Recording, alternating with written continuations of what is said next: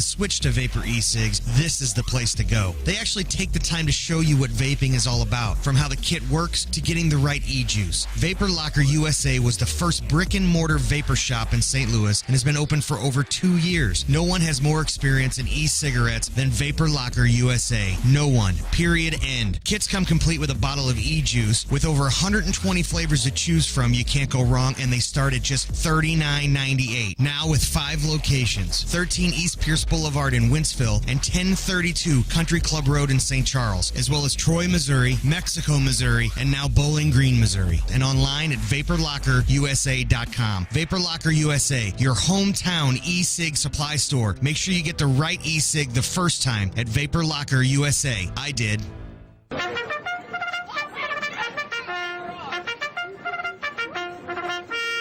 Good day and welcome to TalkSTL.com.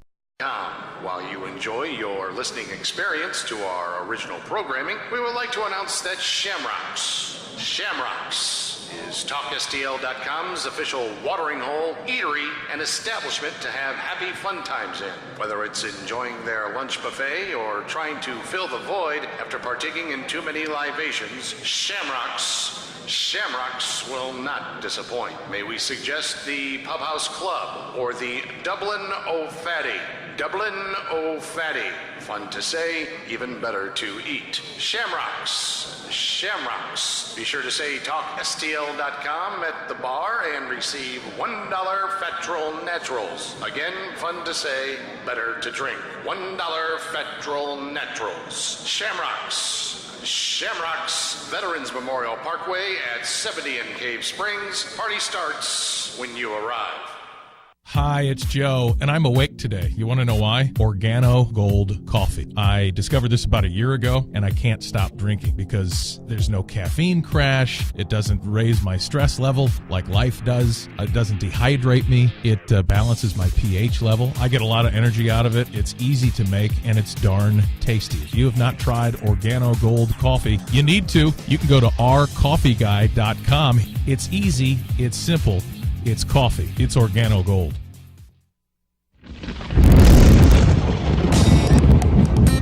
Here at TalkSTL.com, we're always in storm mode. But with the severe weather season upon us, you need a company you can trust when repairing the damage to your home or property. When no one else can, Zykan. Zykan Exteriors takes the hassle out of the long and drawn-out process of dealing with your insurance company. From meeting the adjuster to handling all your paperwork to getting all your depreciation released, Zykan Exteriors is there for you.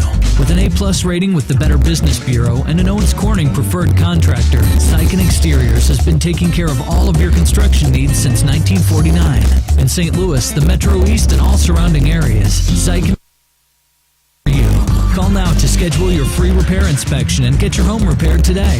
636-345-6873. Just tell them you heard about them right here on TalkSTL.com. That's 636-345-6873. When no one else can, Zykan.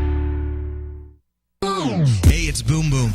I smoke 2 packs of cigarettes a day for over 20 years. After walking into Vapor Locker USA, I haven't had one in over a year. You know why? Because the e-cig at Vapor Locker USA works. Once you make the decision to switch to vapor e-cigs, this is the place to go. They actually take the time to show you what vaping is all about, from how the kit works to getting the right e-juice. Vapor Locker USA was the first brick-and-mortar vapor shop in St. Louis and has been open for over 2 years. No one has more experience in e-cigarettes than Vapor Locker USA. No one. Period. End. Kits come complete with a bottle of e-juice. With over 120 flavors to choose from, you can't go wrong, and they start at just $39.98. Now with 5 locations: 13 East Pierce Boulevard in Wentzville and 1032 Country Club Road in St. Charles, as well as Troy, Missouri, Mexico, Missouri, and now Bowling Green, Missouri. And online at VaporLockerUSA.com. Vapor Locker USA, your hometown e-cig supply store. Make sure you get the right e-cig the first time at Vapor Locker USA. I did.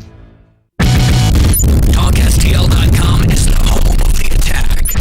St. Louis Attack football, only on TalkSTL.com.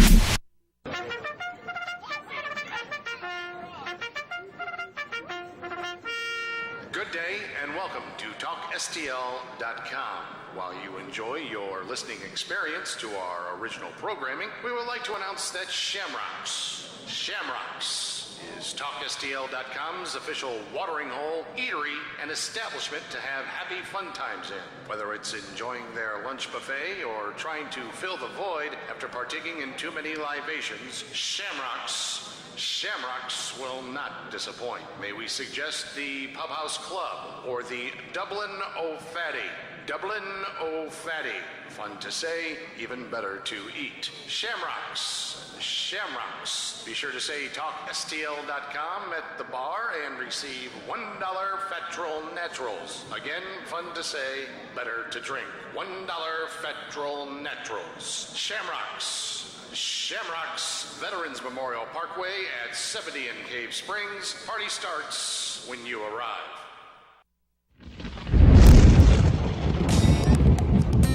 Here at TalkSTL.com, we're always in storm mode. But with the severe weather season upon us, you need a company you can trust when repairing the damage to your home or property. When no one else can, Zyken. Zyken Exteriors takes the hassle out of the long and drawn-out process of dealing with your insurance company. From meeting the adjuster to handling all your paperwork to getting all your depreciation released, Zyken Exteriors is there for you.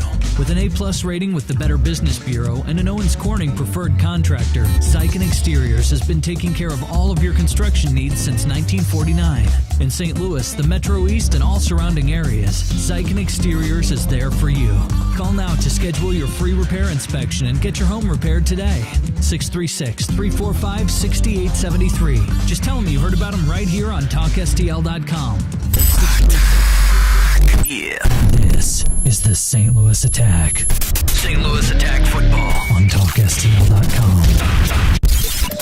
Here are your hosts, Todd Blackstock and Mike McNeil.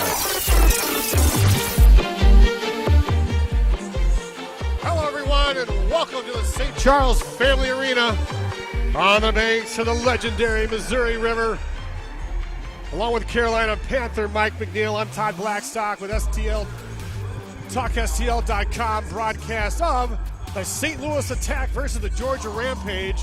And this is the opening game of the season, and sitting by my side is Mike McNeil. Our engineer today is Mr. Scotty Gherkin. And we've got Dave Solomon on statistics. He's going to be doing the Solomon Report at halftime and postgame. And right now we'd like to talk a little bit to Mike McNeil. Mike, how are you? Great to have you with us. And it's an exciting day for X-League football. Yeah, I'm excited to do this. It's going to be a fun experience. Looking forward to see how the Attack will do. And it's a great day for football. It's great weather out, and it's a wonderful day. You know, one of the great things about X-League football here and having you tonight is that you are from St. Louis. You're a Kirkwood High School graduate. You played with a pretty special guy at Kirkwood that's doing a lot of great things in the NFL. Yeah, I played with Jeremy Macklin. He just re-signed with the Philadelphia Eagles. And speaking of Kirkwood, I have two former teammates that are playing here for the Attack, Gerard Powell and Marcus Dickinson. Fantastic. So after you left Kirkwood High School, you went on and played in the NCAA, and you are the all-time leading wide receiver at the University of Nebraska, where you play with Ndamukong Suh. Yes, it is a little misleading. I do have the record for all-time receptions by a tight end, and most in one season. Nebraska luckily didn't pass the ball much before I got there, so the record wasn't too hard to get. But yes, I did play with Ndamukong Suh as well. He was a heck of a player, and he's doing well in the NFL. Well, you got signed by the Indianapolis Colts, and then you played a couple years with St. Louis, and most recently you just signed with the Carolina Panthers. It's got to be a very exciting time for you. Yeah, absolutely. It'll be a transition period, leaving home and starting over in Carolina, but I'm super excited. It's a great opportunity for me, and I couldn't be happier. All right, we're excited with our crew here tonight. Dave Solomon sitting in with us. He's with KTRS, and Scotty Boom Boom, Scott Gherkin, our engineer, is the general manager at TalkSTL.com as well. And right now we're doing the pregame intros.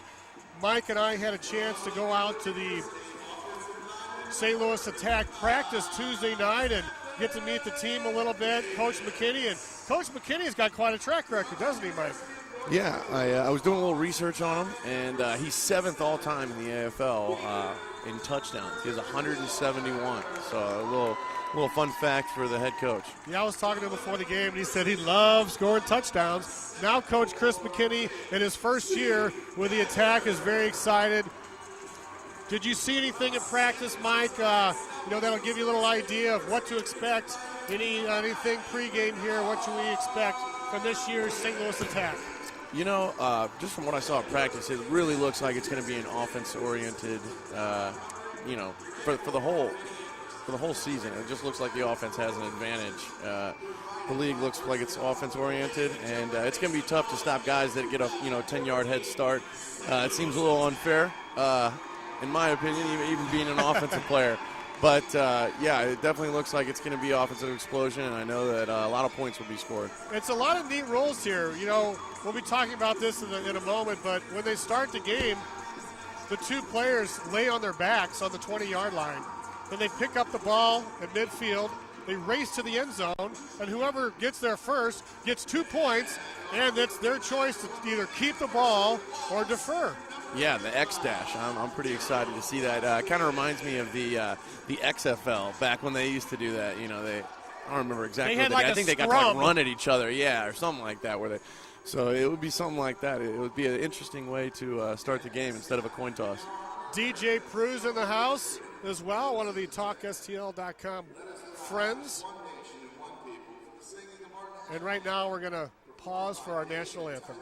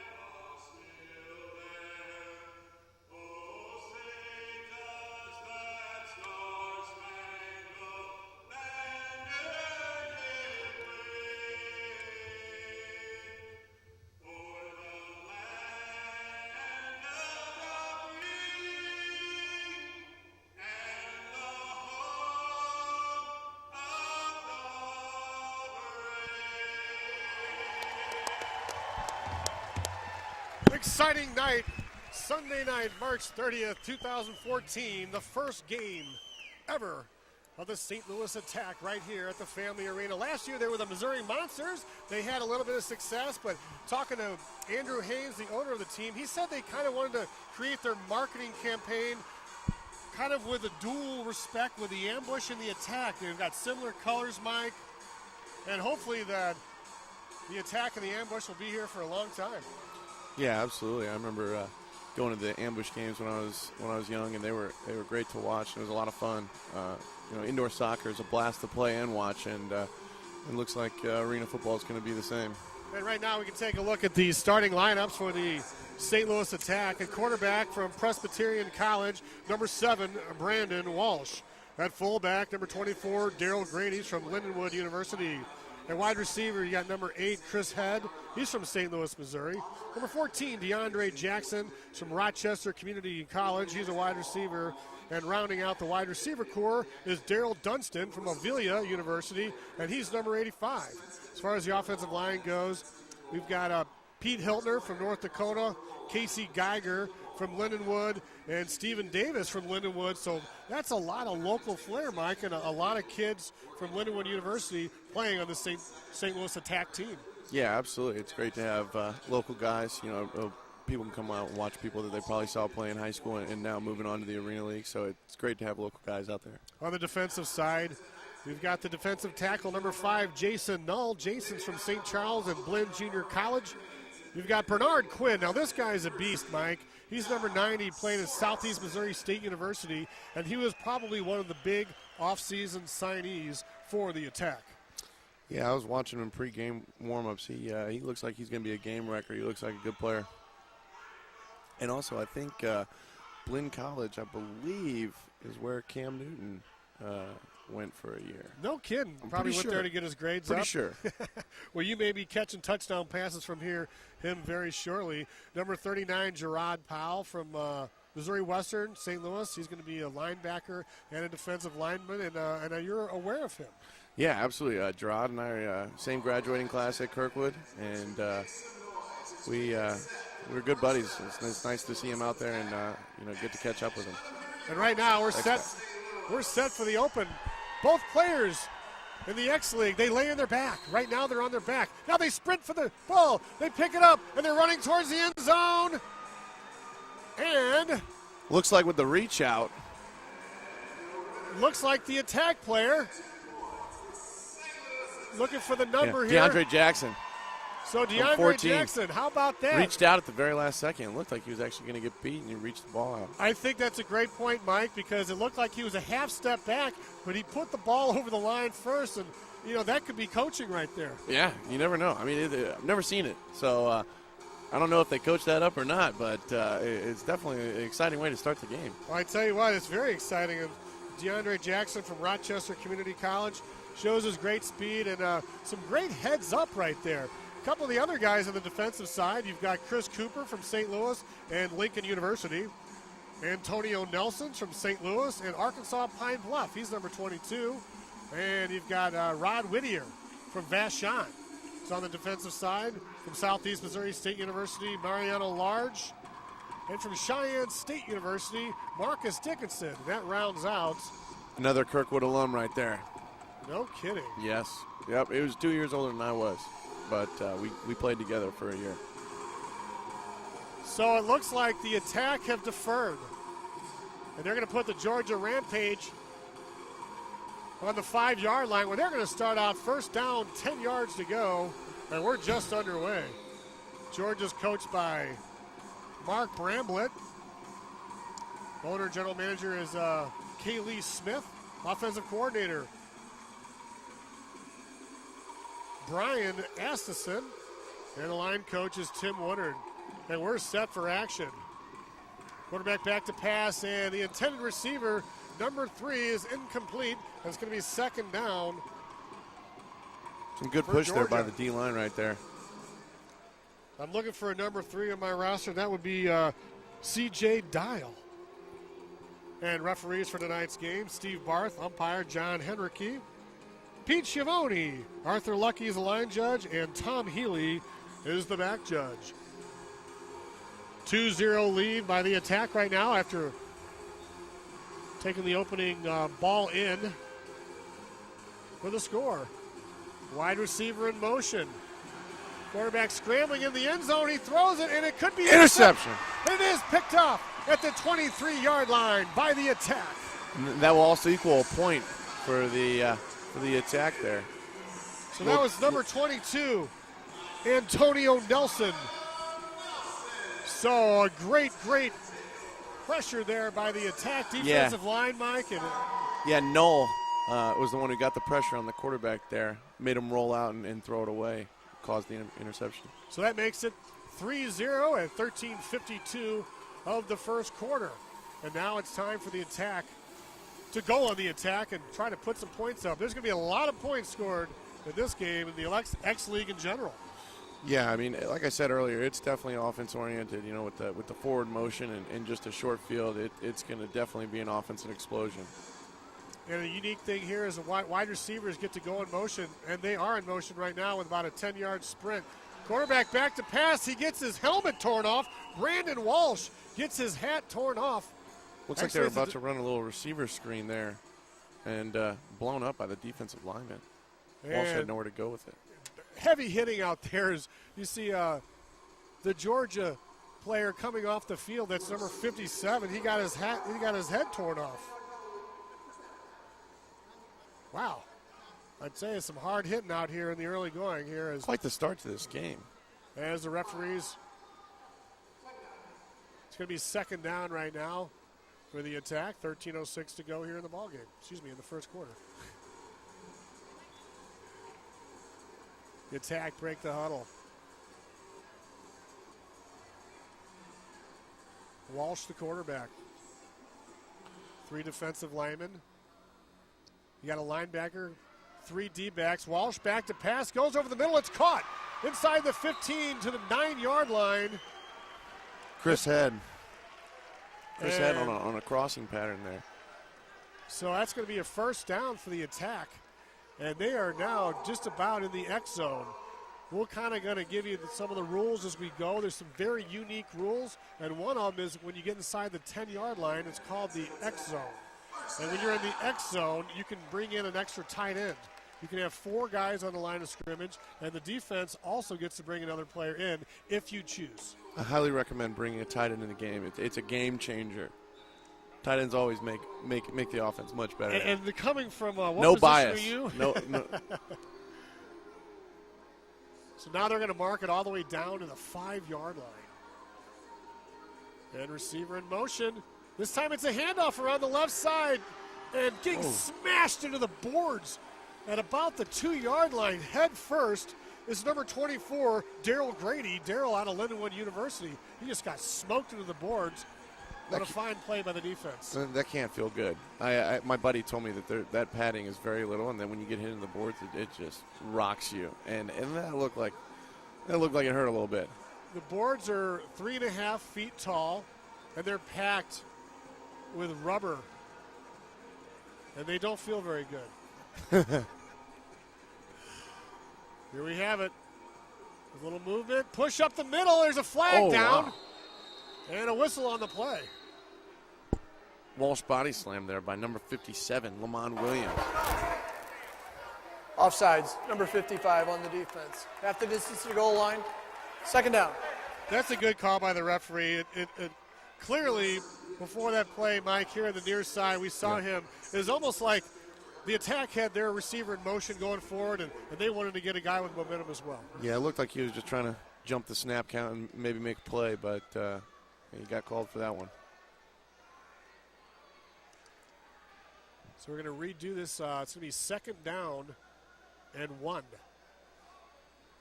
Could be a possible quarterback sneak up the middle. We'll see. It's a run up the middle into the end zone. It looks like a touchdown. And it is. Touchdown, number 24. Daryl Grady in from 1 yard out. And that'll make it 6-0. Attack with 10:32 to go in the first quarter. You know, I was told that they weren't going to run the ball much in this league, but quite a few run attempts right there for the Attack.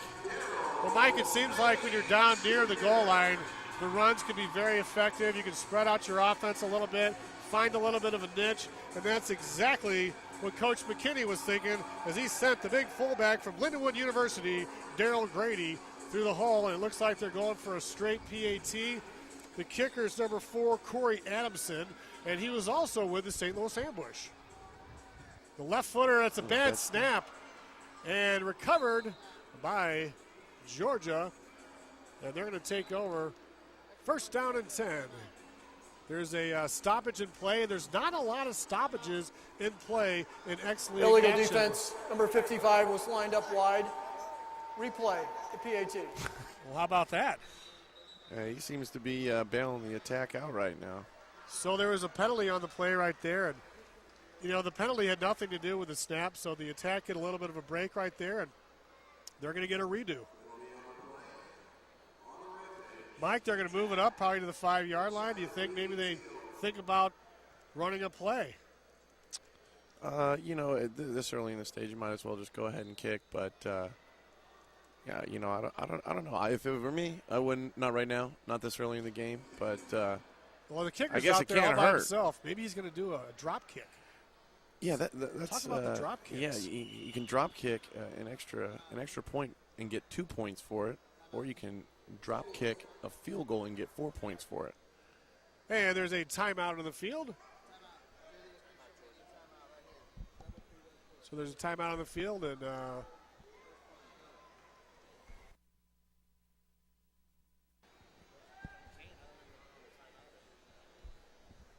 so a timeout on the right now. It's 9-0 with 9:41 to go Here in the first quarter, Mike, what have you seen so far? What are your thoughts playing in the NFL and coming to see your first indoor X-League game? You know, it's fast-paced, that's for sure. And obviously the rule changes make it a little bit different.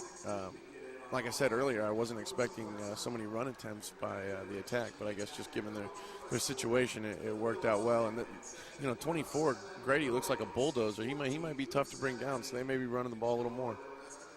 All right. So here's the second attempt of the PAT. It's up. Shanked it. And it's no good. It was wide to the right. Oh, so another penalty.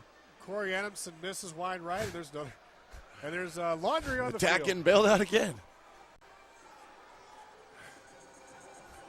And the clock is stopped only for penalties and timeouts until towards the end of the half and fourth quarter. Illegal rush on the defense. At the distance to the goal line. Replay. I'd say that's one of those things we don't really know about, right? The illegal rush? I well, we'll learn that as we go. Yeah. So they're sorting things out on the field right now. DJ Prue's getting excited over here. He wants to play some tunes. Hey, third time's a charm, right? Well, he's got his song queued up, and he can't play it till they complete the PAT. There's a great snap. Ball's down, up. And it's good. Finally. There we go. Adamson. Sorry, it only took 3 tries, right? I say that. Wait, there's a re-kick. Hey, we are the Talk They're STL. bailing us out over there. We're the TalkSTL.com crew here, so we may kick it up a notch here a little bit, have some fun, have some comedy relief while we're broadcasting this game. 8:42 to go, 11-0. So the field goals are worth 2 then, guys, right? Is that it was 9? Field goals are worth 3. Unless you drop kick, then it's worth 4. That's an extra point PAT. Yeah. Oh, the PAT is... The PAT can be worth 2 if you do the drop kick. Yeah, he just did a regular one, so I assume the score should be 10-0. It's posted as 11 right now. Well, you get the stop from the defense, which adds the other point. Very good, sir.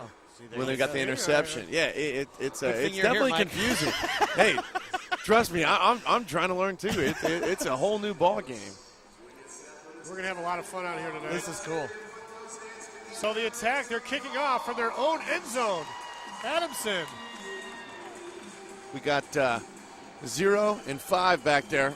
Michael Figures and Gerard Tarrant for the Figures with the return. He's up past the 15 to the 18-yard line. Nice move there. Decent starting field position. Looks like 55, man. He's going to get another penalty going after the kicker. I don't know what this guy's doing. I guess he ate too many Wheaties today. Poor Adamson going to get wrecked by a D lineman out there. I like the return man. Yeah. I like I like as he caught the ball going away from the field, going to the end of the end zone. But in this league here, it's a short field. It's about 85 feet wide and 50 yards long. Yeah, you really got to get vertical. You can't go too much side to side because there's just not enough room. I liked his intestinal fortitude. Him going back there, catching the ball, coming out with about a 20-yard gain. Where Georgia will take over, 1st and 10. The Rampage. Yeah. And the first ball's caught in and out of the hands of the intended receiver at midfield. And, Mike, that just looked like a straight drop from Eric Jones. Looked like the Attack got a little help from the referee there, too. Yeah, he ran a little interference there. Extra defender there for him. There are 4 referees out there, which is pretty interesting on a small field like this. So the referees definitely need to keep their heads up or they're going to get plowed over. Yeah, with guys running full speed right off the snap, I would definitely keep my head on a swivel if I was a referee. There's some large men, large individuals playing this game. So 7-18. Todd Blackstock, Mike McNeil, along with Dave Solomon and Scotty Gherkin bringing the action here from the St. Charles Family Arena. And going down deep, pick. Intercepted by the Attack. Coming back, number 21, a big run back. And he brings it all the way to the 19-yard line. Number 21 there, Mariano Large. Nice pick. They ran a wheel route with the receiver, and he was standing right there for the interception. Great play by number 21. So Mariano Large from Southeast Missouri State University. They had a game this year versus SIU Carbondale at Busch Stadium. So the program there at Southeast Missouri has really, really come a long way since they've gone Division I back in the 80s. The coaches are allowed on the field? Yeah, it looked like the coordinator earlier was standing here behind the offense. I noticed that. That's It's like Little League. Yeah, it's a little different. Well, they can't yell at the referees from behind the bench as easy, so, they get a little bit of leeway there, Scotty. And a little bit to roam. And put another point on the board, too, for another pick. So that makes it 12-0 with 6:41 and counting. And right now, the Georgia coach is out there yelling and screaming at the referees, and the clock continues to roll. Finally, the linesman has stopped the clock at 6:37 to allow Georgia's coach, Mark Bramblett, to go ahead and, to vent. Yeah, not really sure what he's so upset about. Well, maybe the 5 penalties against Georgia. I think that may fall on his shoulders.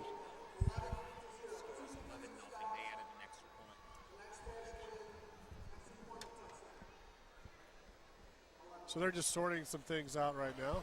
Change in score, possibly. Yeah, 11-0. I just missed that. I think the ref was fixing that score, and it is. It was because when we were talking about that the extra point, yes, because they gave him 2 points for that, and that's something we caught here in the booth. Way before they did. Yes, so it's good that we read the rules tonight. Having a lot of fun. This will be second nature before we know it. Here we go. First down attack. Nice completion down, pushing towards the 11-yard line and into the wall. That's number 85. That's Daryl Dunstan. Yeah, he was the motion man, and the DB's got to backpedal, give him respect for the motion, and then all of a sudden he just pulls up on a hitch route, and it's an easy 5-yard completion. I could imagine they could do that all game.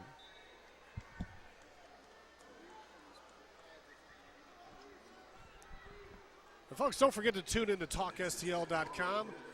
Tune into the Wild Wild West every day from 9 to noon? 9 to noon. 9 to noon, the Wild Wild West. We just had the big giveaway at Shamrocks. How'd that go, Scotty? Shamrocks. It was fantastic. We'll talk about it after this play.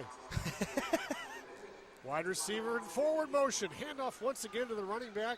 Right up the middle. That's Daryl Grady for a couple of yards. And congratulations, Scott, is in order to the crew at TalkSTL.com as we've just celebrated our 1-year anniversary this past Friday at Shamrocks. It was a blowout on Friday night, and on Saturday was the big car giveaway. How did that go? It went excellent. Big congratulations to Dave Lacerda Jr., who won the car. It was a cold, brisk morning. It was miserable, to be honest with you. What kind of car was it? A PT Cruiser. Ah, okay. I know that morning came quick after the Friday night blowout. It did. Hurt a little bit. Here we go. There we go. Oh, the ball's big caught hit at the by 55 right 6-yard there. line. Alan Crane. Definitely remind the listeners, too, they can tune into the live video on TalkSTL.com as well. Yeah, live tune into the video, live audio. stream right now. Just go to TalkSTL.com. Lots of shows out there. We've got the Hookup with Zav and the Rod from 6 to 8 every Tuesday night. We need to get you guys on more. That's a great show, by the way. It's I'd like to be on that more. It's a lot of fun. I can do more it? call-ins if you need me to. We're going to count on you. We're going to count on you doing a call-in this week. Oh, absolutely. So you heard it, folks. Mike McNeil of the Carolina Panthers is going to be calling I killed in. it the last 2 times. You did kill it. You did kill it, no doubt about it.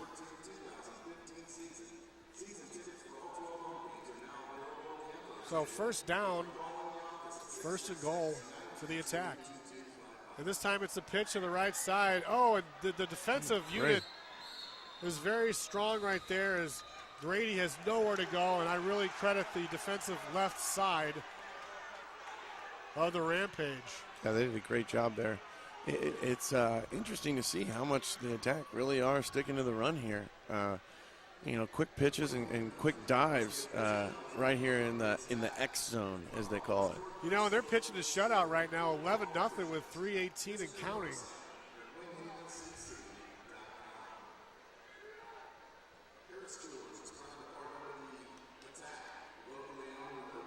And we'd like to thank Shamrocks for their proud sponsorship at TalkSTL.com. And who gave that car away? What was the dealership? Lake St. Louis Auto Collection. Lake St. Louis Auto Collection. And this time the pass is knocked down at the line of scrimmage. Yeah, that's got to be big here in this league because it's going to be tough to get sacks and get too much pressure, so you got to get your hands up and bat the ball down. I would agree, especially, having to go vertical as much. There's not as enough room to go to the outside with the plays, Yeah, absolutely. Well, they're all condensed there in the middle, so you get one of those big tree trunk arms up there. And They need a couple Dikembe Mutombos out there. Yeah. You'd never complete a pass in this league. I wonder if that's legal. You get a 7-footer out there just to block the extra points. It's got to be.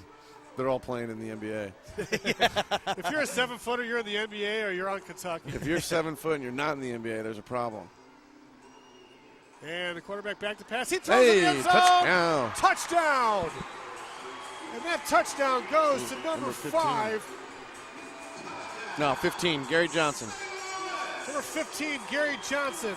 Played at Central Missouri State. How about that?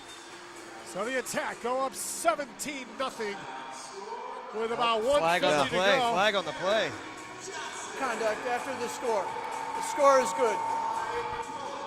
So it's a dead ball foul. The score is good. 17-0, and we're going to sort out. Hopefully it's not on 55. That'd be tough. Yeah, he's going to get a technical if he keeps them up. I wonder if you get so many penalties. If He's going to have to go sit in timeout. Yeah.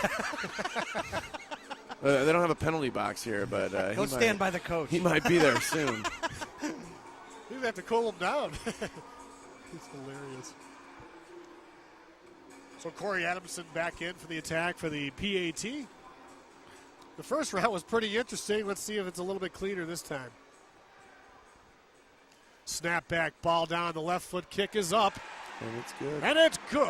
And the score is 18 attack, Rampage 0 with 1:23 and counting left here in the first quarter. So, Mike, it's been all attack. Georgia's already played a game. This is the attack's first game. They came in. They talked to the press releases. They talked to practice like they were in midseason form. And there's nothing that I've seen right now that doesn't back that up. Yeah, when we were at practice the other night, when we were talking to Andrew Haynes, the CEO and co-owner, he was saying that he thought the attack could be pretty good this year. And so far, it looks like they might. They've come out hot. They've come out clicking on all cylinders. They've played, well on defense, obviously, with the 2 picks, and then they've done a little bit of running and a little bit of throwing on offense, so they've been balanced, and so far they've looked really good. I was talking to the Georgia coach before the game, and I said, so where'd you guys stay last night? He said, we drove up today. Wow. So these guys drove from Georgia today. They're doing. How far of a drive is that? I mean, I can't 10 imagine I would 9, be able to 10 walk hours? off a bus and just play a football game. Yeah. That would be pretty tough. So I'm not making excuses, but they Got to just be tight. They drove in on the bus today. I know they're staying up at Westport Plaza this evening. You got the room number? I'm staying at the Sheridan I think they're at going Westport Plaza, so there might be some of these guys kicking it tonight. to, maybe a train wreck. Could be Train Wreck Yeah. or Patrick's. Maybe they'll get dinner at Paul Minio's. There you go. Folks, Paul Minio's. That's the gonna, place to be. Fantastic They're going restaurant. to do the attack player of the game. At the end of the game, Mike and I will decide, and we'll award a. I think right now gift it's number certificate. 55, but Yeah, in he's honor on the other of team. the attack. He might be eating good He's helping tonight. us out. We'll send him over to Paul Minio's. So Adamson with a kick. He's a hell of a kicker. God, he bounces off the back wall. And is picked Number up, 5, Gerard Tarrant with the pickup. And he gets And all the he way is- out to the half-yard line. Now, is there touchbacks in this? Because he looked like he wanted to get out of there. Might want to take a knee on that one. I don't know if you they have to allow play it off the wall, and it looked like it got trapped. He could barely pick it up, and by that time, the guys were already down the field ready to tackle him. That's one of the cool, unique things about the X-League football is plays like that. It bounces around off the wall. You pick it up. It's like a hot potato. You come out. You get smoked at the half-yard line. And there And it is. somehow the ball ends up at the 13. That must have been a penalty on the attack. Yeah. So again, gosh, I want to go back to Friday night. It was such a great time at Shamrocks. The Wild Wild West did their show from 3 to 6. Zav and the Rod came on, and Diva Lee joined in till about 6:45. Then the feed went to the St. Charles Chill game, but we just blew it up, and Scotty Boom Boom Gherkin did a cameo with, 3 or 4 songs and lit it up, dude. Yeah. Back to action. Oh, wow. And the Rampage complete the ball. We got flags on the field. Great maneuverability by number 43. How about that? That's Anthony London says he's the kicker. Yeah, it's got to be a misprint there, but we haven't seen him kick yet, as they've yet to score a point. 2 backs in the backfield on that one. It's the first time we've seen that. They brought the extra rush, yeah. But there's a couple of penalty flags on the field, and we're going to sort this one out. The attack looked like they're signaling it. Illegal defense on St. Louis. Yeah. Penalties declined. First down. All right, so Good the play stands. Way to decline that. That was a good decline. And the attack with their first penalty of the night. They're moving the ball down. I'd be interested to see if he is the kicker. He Multi-talented. That would be impressive. Big kicker. He would be an impressive kicker. But other cameos. He looks nimble right there, though, moving around. He's a big boy. For a big guy, he's like Jerome Bettis. Yeah, he just took a hit and just kept running. Kept them knees high. Two backs in the backfield again. This could be We'll the see last what they do play. out of it this time. This is the ex-wishbone. Last play of the first quarter. With the 0-0. handoff. Handoff up the middle, goes nowhere. Didn't fool anyone on that one. And that'll do it. That's the end of the first quarter. With the score, the St. Louis Attack 18 and Georgia 0. We'll be back with second quarter action after these messages from TalkSTL.com. A broken phone means hassle to some. To others, catastrophe. Don't replace it, repair it. CPR has 8 area locations to fix it and get you on your way. Cellphone repair-stlewis.com. Your phone has water damage? CPR can fix it. Cracked screen? CPR can fix it. Broken tablets, laptops, game systems, or any other device? CPR can fix it. Cellphone repair-stlewis.com. 8 locations in the St. Louis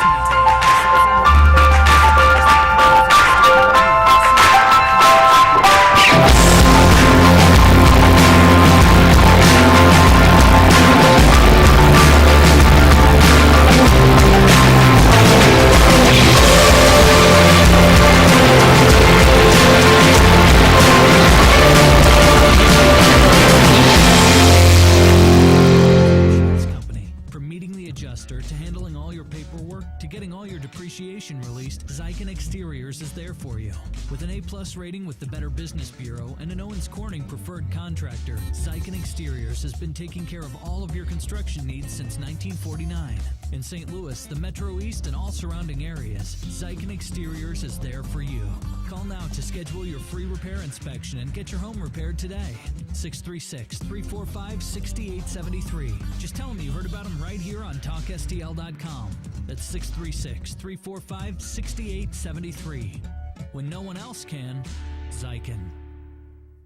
If you're listening to my voice right now, you're on the internet. The net is our lifeline. Without it, we're dead in the water. That's why TalkSTL.com uses J&B Technologies. They create and sell high-quality computers, desktops, and network servers. They also provide customer support and repair should something go wrong. J&B Technologies provides in-house and on-site repair for all computer makes and models, and they have the staff to back it up. If the internet is your lifeline, like TalkSTL.com is to us, use the best, J&B Technologies, jbtech.com, or call 314-993-5528. J&B Technologies. Welcome back to St. Louis Attack Football on TalkSTL.com. And welcome to the second quarter of the inaugural game of the St. Louis Attack right here at the St. Charles Family Arena, along with Mike McNeil. I'm Todd Blackstock. Scotty Gherkin is here. And right now we've got Dave Solomon up here with us for the Solomon Report for the first quarter. Dave, what do you got? Well, first quarter stats, Brandon Walsh, he has been on the money for the Attack in their inaugural game. Walsh, 4 of 5 passing, 33 yards, and 1 touchdown. That touchdown going to number 15, Gary Johnson. Gary Johnson leads the club with 2 receptions for 8 yards. And the attack, also beneficiaries, the X-League with some of its unique rules. A couple points on defense. Antonio Nelson and Mariano Large each have an interception. Each interception is good for a point each. That gave the attack 2 points. Corey Adamson added a couple points of his own on a couple extra points. 1-point attempts, 2 points if he were to ever attempt a drop kick. And the attack also got 2 points. The X-Dash to open the game in place of the opening coin toss. DeAndre Jackson gave 2 points to the attack for that. So right now it's 18-0 attack to start the second quarter. Thank you. That's the Solomon Report. Right here on TalkSTL.com's broadcast of this St. Louis attack. Great job, Dave. And here we go. The quarterback keeps the ball, rolls around the left side. Fumble. As the Georgia puts it on the carpet, and that is a carpet. Attack ball. How about Another that? point. Holy cow. It's now 19-0 as the shutout continues into the second quarter. Yeah, they're really clicking on all cylinders here. I tell you, the attack looks good. Somebody hurt? Chris McKinney is coaching these guys up. We saw him out last Tuesday at the practice over in Afton there at the St. Louis Sports Complex, and they're just killing it offensively and defensively. Yeah, you know, when I was talking to the CEO, he said that a lot of the season would depend on the quarterback, and so far Walsh has played great. You know, he's got good numbers, and he's been in control of the game, taking the offense down the field, and it never hurts when your defense is getting you stops and points, because not only are they stopping them, but they're getting the turnovers. Good field positioning for the attack on all their possessions as well. So we're just underway, 14-48 and rolling here in the second quarter. The Georgia Rampage are visiting St. Louis, and they're trying to get that lactic acid out of their legs from that long bus ride from Georgia. Oh, the cross. Quarterback back to pass. He goes down into the end zone, and it's intercepted by Georgia. Intercepted. So Walsh rolls to the right side, Mike, throws it in the end zone, and it's picked. Yeah, he had a crosser earlier that I thought he was going to hit, decided to go deep, and that's his first mistake. You know, I was just sitting here talking about how great he's doing, and then he throws a pick. That's the old announcing jinx, right? You know, when the announcers always say something's going well, and then all of a sudden, you know, something bad happens. It's kind of like being on the cover of Sports Illustrated. You know you're due. Yeah, that or the Madden curse, you know. Yeah, you're on the All-Madden team, and the next year you suck. So here we have it, 14-22. That also alleviates the shutout. It takes that away, doesn't it? Head going. Point for the Rampage for the interception. Well, I tell you, it's pretty impressive to get through a whole quarter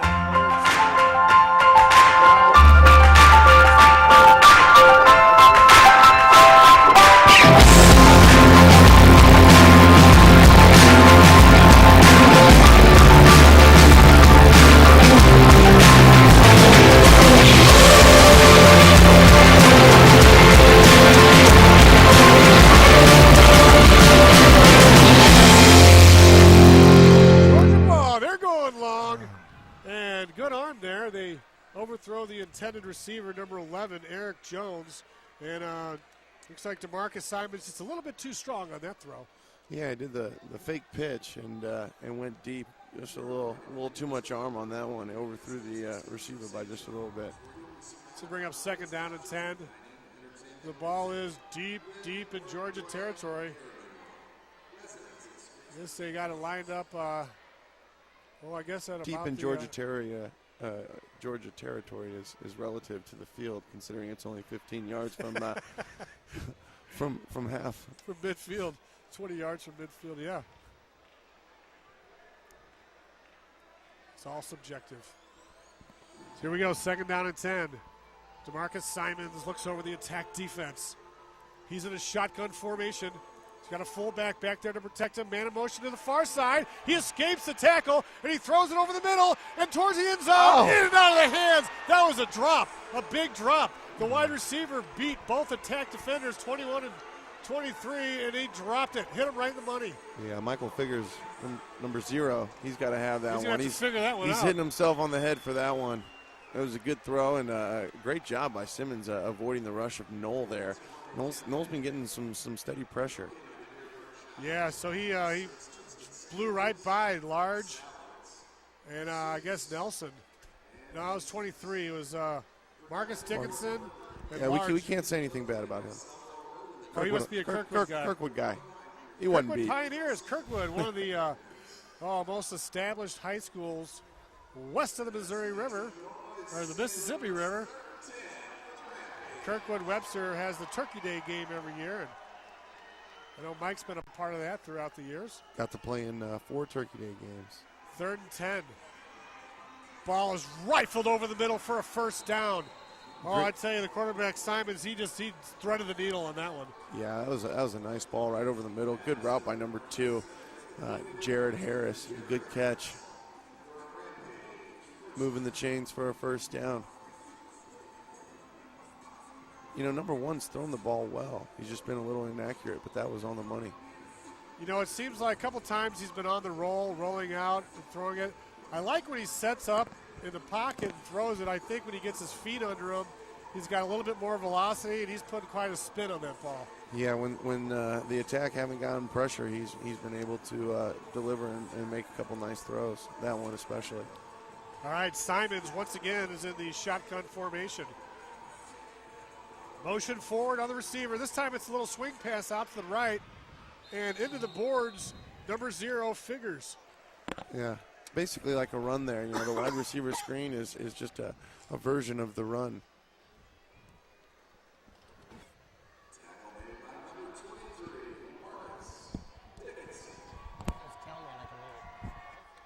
Tackle there by number 23, Marcus Dickinson. So it's going to bring up 2nd down and 8 at 10:35 here. You okay, Todd? Fantastic. Took a little Sudafed before the game to fire me up. Doesn't that bring you down? I think it brings I had to drive all the way across back to St. Louis County to get it, though. That's the only thing. You sound like you're doing a drug deal there. Hand over on the right side. This guy's a beast. Yeah, 43, man. He can tote the rock. Big boy. He can run the ball, too. That was low to the ground. 43, Anthony London. He's listed as the kicker, but we haven't got that far yet. There's Really- a couple really of uniform changes earlier, right before the broadcast, so we'll. That's where it's at right now. Really interested to see if he is the kicker, because like we said earlier, that would be impressive. I wonder if he's a straight-on kicker like George Straight Blanda. toe ball? Yeah. In the old days. He's probably a barefooter. We got a soccer kicker, and they got a fullback. All right, here we go. Back to the action. 3rd down and 4. Man in motion. Pull out. Quarterback rolls down into the end zone. Caught. Incomplete. Oh. He slams into the board. The receiver is up in arms. Unbelievable. Simons rolled out. He got away from a potential tackle, threw it in. The wide receiver caught it into the end zone into the walls, but the referee is calling it off. It looked to me like it was a catch. Me But, too. We'll see it here on the replay. Yeah, we'll see. Well, it's 4th down, and there's no punting. So they're either going to kick a field goal, a drop kick, or they're going to go for it. It may have touched the ground, but it looked like he had possession. It can touch the wall. If it juggles off the wall and doesn't hit a fan, it's good.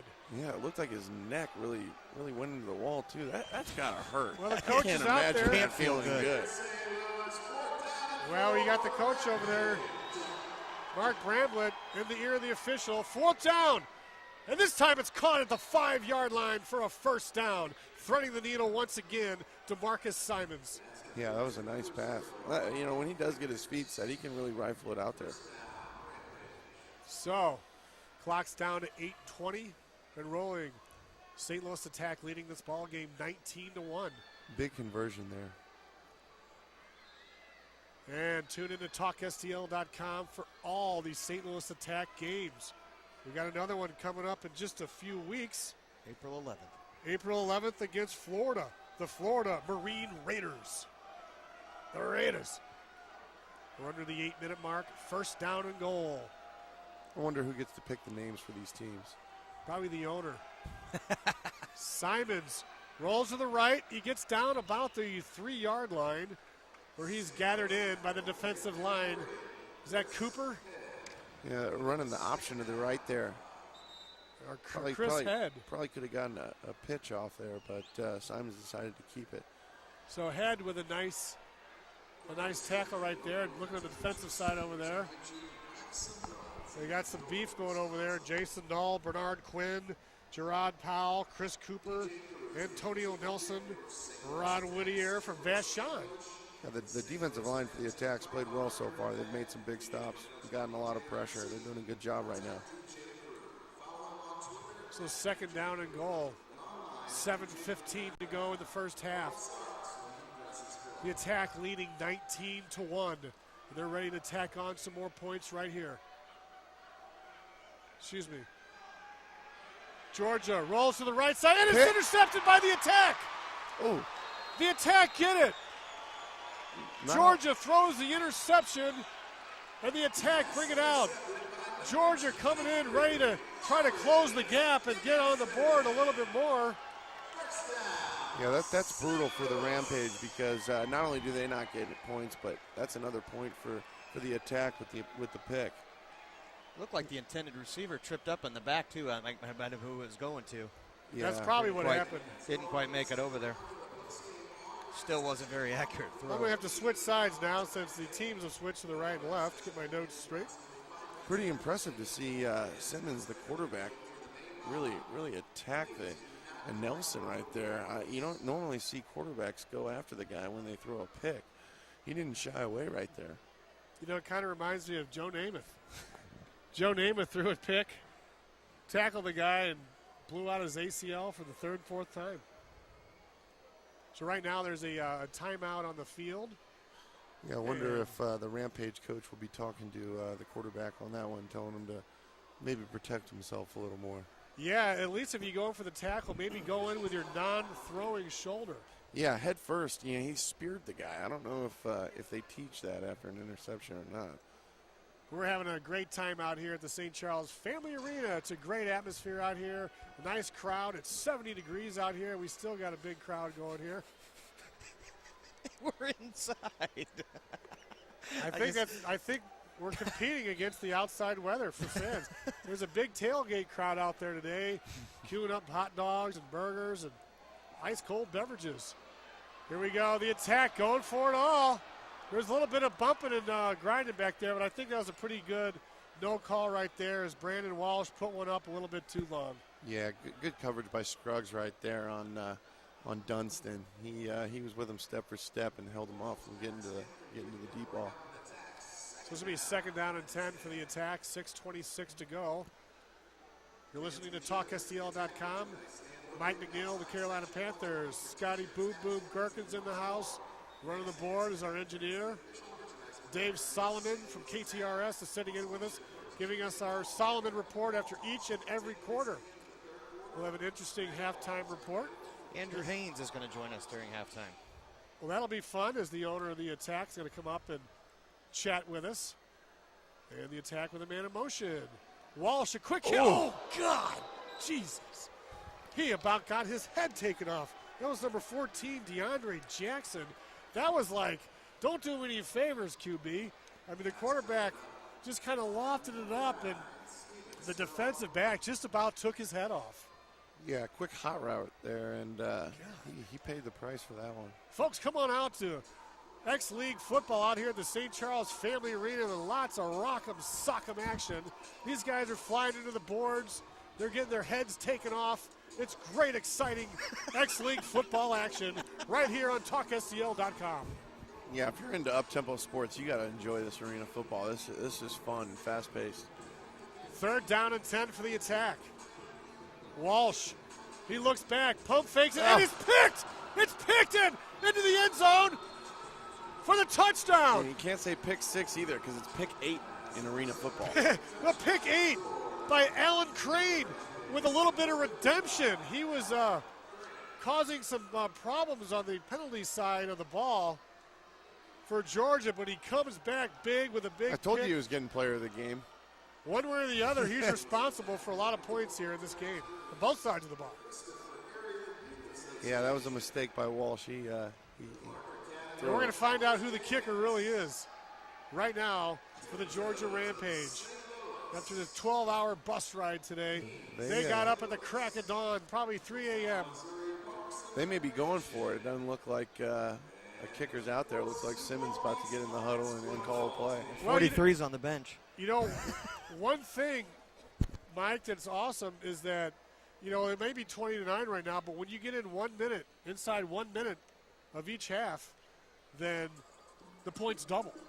Yeah, that really puts a new twist and dynamic into the game because, you know, I was told that if you rush the ball trying to get it down into a minute, then you can get more points. So there's definitely some strategy, and it's nice to see a tight end lining up right now, number 11 for the Rampage. Yeah, they're going for it. They're pitching it to the left, and stuffed down immediately. Is that Figures? That's Marcus Dickinson right there, Kirkwood alum. Wow. So how about that? So Figures goes down, and the PAT is no good. And with 4:06 to go in the first half, the St. Louis Attack have a 20-9 lead, and they're getting the ball back right now, going right to left from our view. Okay, now we'll get to see who the kicker is because they have to kick the ball. They have to kick it now. Doesn't look like 43's out there right now either. All right, give me a number. Oh, here he 43's coming. Oh, please tell me he's the kicker. This is fantastic. This is the best. It really looks like he is. Oh, that's great. Toe ball or not? $50 says it's not. I can't. You I'm know, going to go with yes. 20 years ago. 20 Well, I'm years taking ago, my $50 back. If he's a real kicker, I'm going to be very impressed. It looks and like he is. He's going to take the ball. He's got a strong quad muscle. He has some quads on him, that's for sure. He's a beast, man. This guy's built like a tank. Can you hold it and kick it? You can drop kick it. Yeah, I don't know how effective that is on the kickoff. Yeah, that doesn't. I mean, you can, definitely. Yeah, but what's the advantage? Maybe you can squib it around a little bit, bounce it yeah, around. maybe tougher for the attack to handle, but he sure is the kicker, though, boys. Yep, He's Anthony teeing London. it up. Well, they had he's a kicker extraordinaire. The moment of truth, toe ball or not. You got $50 on the line right now. And he is. Oh! It was a toe ball! It was a tweener. It was kind of a tweener. Now, the way he kicked it, the way it rotated, it's a toe ball. And number 14. Do you take checks, Mike? Jeez. I knew it. I knew it. Unbelievable. Well, the attack on the return right there after toe baller. That was DeAndre Jackson with a nice return. He showed a lot of great speed, spun up there, dove forward, and the attack have great field position. First down, 10 yards to go with 3:50 to go here in the first half.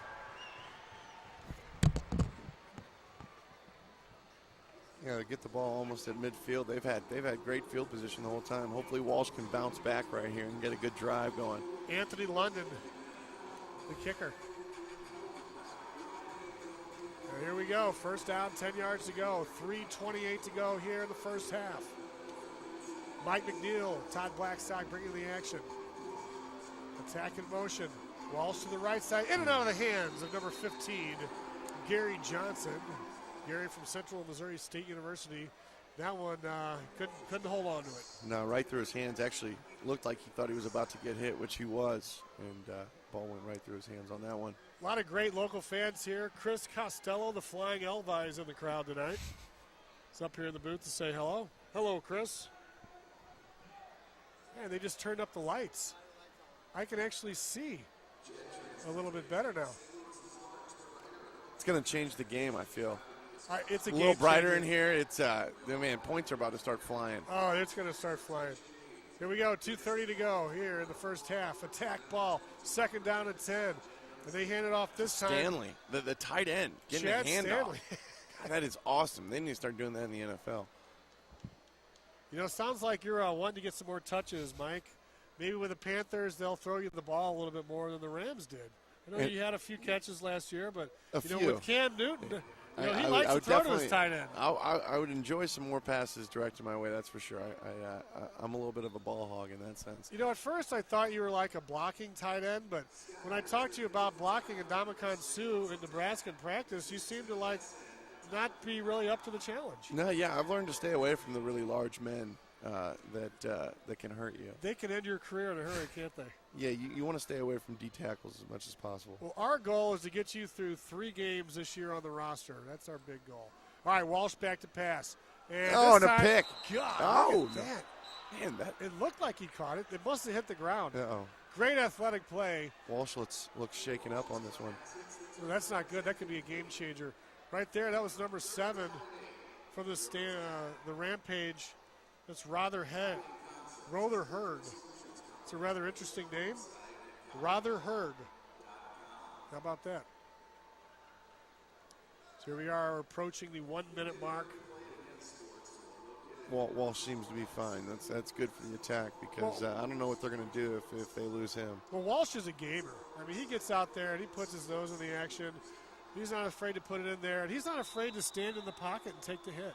He reminds me a little bit of Johnny Football. Got a little swag to him. Looks like him, little mobility. Throws a nice ball. So is he going to get drafted in the top 10? Johnny Football, what do you think? I don't know. I think he's definitely a top 10 pick based on the fact that teams need quarterbacks. It'll be interesting to see what the Texans do. Bortles was getting a ton of hype, and then Johnny had his pro day and seemed to really wow people. He threw with pads on and threw a lot of good throws. So I think he would definitely put. Hi, this is Chef Larry G. with Championship Catering. We cater all your special events, including weddings, banquets, and more. Be a guest at your own party. Check us out at championshipcatering.com. NFL ready player. I mean, he's 6'5", 230, looks the part. He throws seeds.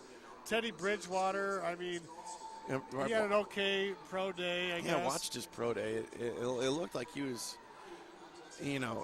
struggling a little bit. I mean, when you're throwing the ball on air, you wouldn't think you'd be struggling. So it was interesting to see that. I don't know if it was nerves or if he was just a little off. Obviously he had a great year and a great career. So I think he's definitely a solid top 10 pick. But that pro day was not his best.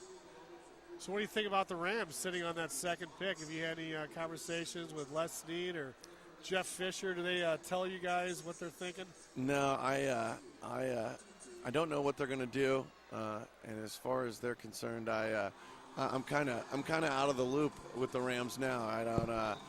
I haven't called around and asked what's going to go on, nor would they tell me anyway. You're the enemy now, aren't you? Yeah, but you could probably call Johnny Hecker or Corey Harkey, maybe a quick text. I got a couple buddies that would probably let me know, but I don't think players ever know what's going to happen on draft day.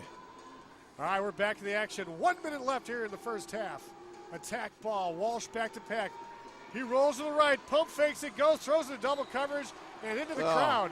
55 again. He's going to get a personal foul here for just nailing Walsh into the boards after the play. I guess he's going for the concussion factor. Yeah, I'm not really sure what he's doing. He's been a little all over the place. 0 for his last 7. Wow. Yeah. So I feel bad. I think it's my fault. I think you jinxed him. Yeah, I did. I was hyping him up.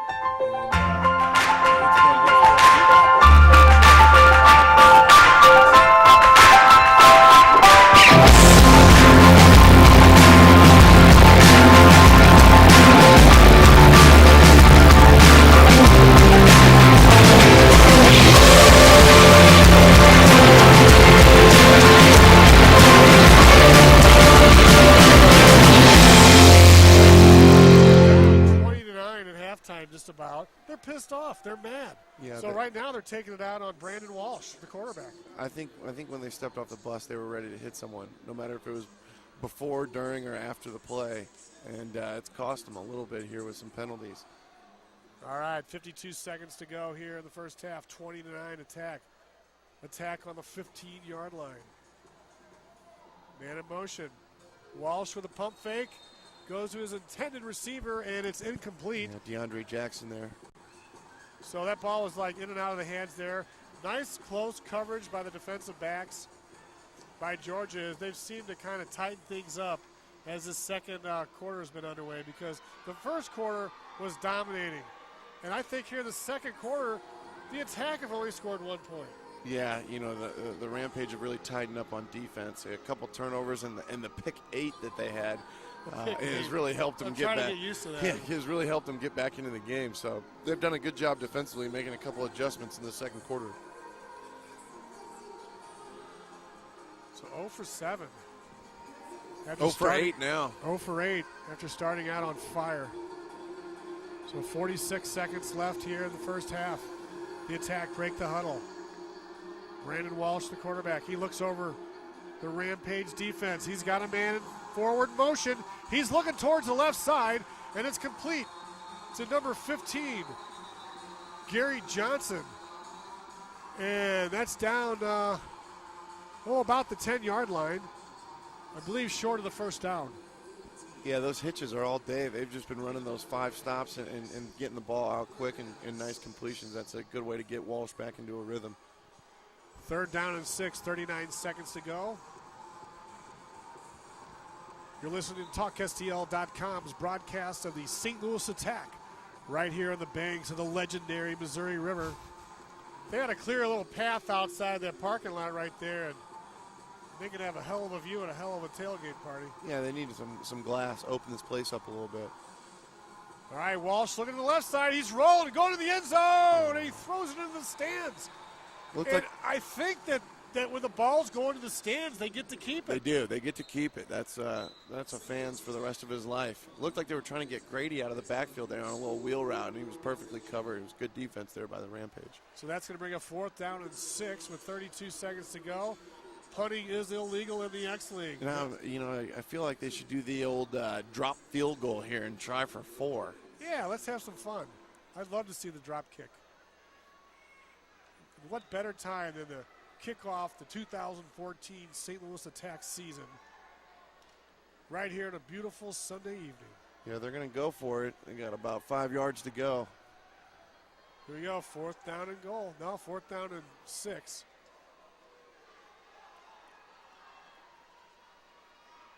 Walsh looking to the right side. He goes up. He throws it into the stands again. So 2 plays in a row. Just a little off there. Walsh has just been a little bit off this quarter. And that's another point for Georgia, so they cut the gap to 20-11. As right now, under a minute, they get double points for that.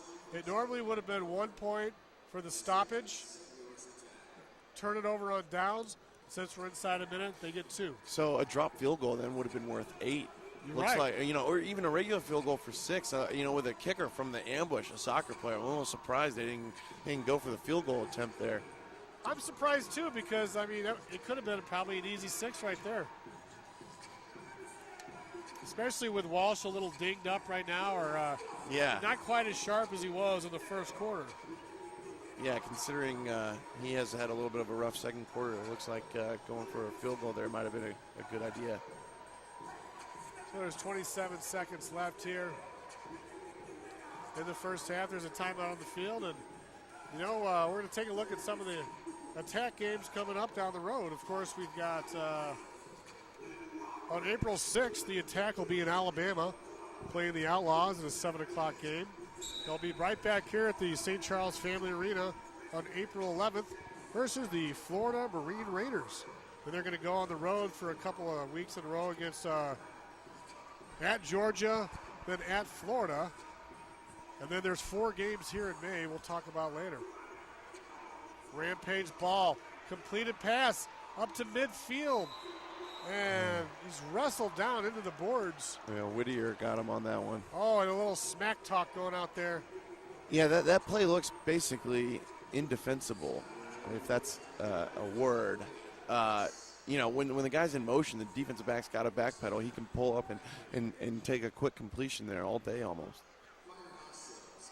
And there's 20 seconds to go. Georgia. I tell you, Mike, if they come down here and score, this is a ball game. This is a hell of a game, a very low-scoring first half, in my opinion. Yeah, the tide's really turned here. It was all Attack early, and now it's all Georgia lately. DeMarcus Simon's the quarterback. He's in the shotgun formation. He stays in the pocket. Oh. Ooh, he goes for number 3 for the intended receiver. Number 3 is C.J. Dial, and that ball is incomplete. Yeah, it looked like he didn't see that when he was crossing behind the Attack defender. I almost think the referee might have been in the way. The refs now made 2 plays for the Attack. Yeah. They had a chance to go in the referee's locker room before the game, and they're going over some, rule changes and things, and they're excited about, some of the different things. It makes the X League unique, some of these scoring rules. Yeah, it's definitely a unique league, and it's definitely exciting to watch, that's for sure. Simons throws this one. Oh, the little kids over there fighting over the ball because they get to keep it. They're scratching and clawing just like the players on the field. Looks like Quinn, number 90, maybe getting a... Well, there is a flag on the field. Let's hear. Oh, chop block. It was on 90. 10-yard penalty. Still, second down. It was against Quinn. I don't think Quinn's very happy right now. He looks pretty peeved. Yeah. Look at that. He looks like he's about ready to... He's marching down there with a referee, and he's standing right now barking into the huddle of the Georgia Rampage. He's yelling at him, Mike. He's vocalizing his displeasure about his career being possibly ruined and ended by a chop block. Yeah. Here's the question I have. Now with 13 seconds left, if the attack get a stop, they get points. So, do you run the ball as the Rampage and try and get to half? But then I guess the attack have their timeouts. It'll be interesting to see how this plays out. It's definitely interesting to see all the ways the scoring can affect the game here. True that. Second down and 20. 13 seconds left in the first half. DeMarcus Simons, quick hitter on the left side. He gets hit. He goes down. Gerard Powell with a big hit there. Another Kirkwood alum. Never gets old seeing them do good. Well, Kirkwood year in and year out. It all started back in the I remember when they had a guy named Alvin Miller. Alvin Miller. We played against Alvin when I was at Parkway West, beat him in the state quarterfinals at Lindenwood University. He was a heck of an athlete. They had the ball first and goal at the 6. They didn't score, and he didn't touch the ball in the fourth quarter with like 3 minutes left. So we thought that was quite fortunate on our part. They must have been using him as a decoy. That's right. Probably just didn't go over very well. It didn't.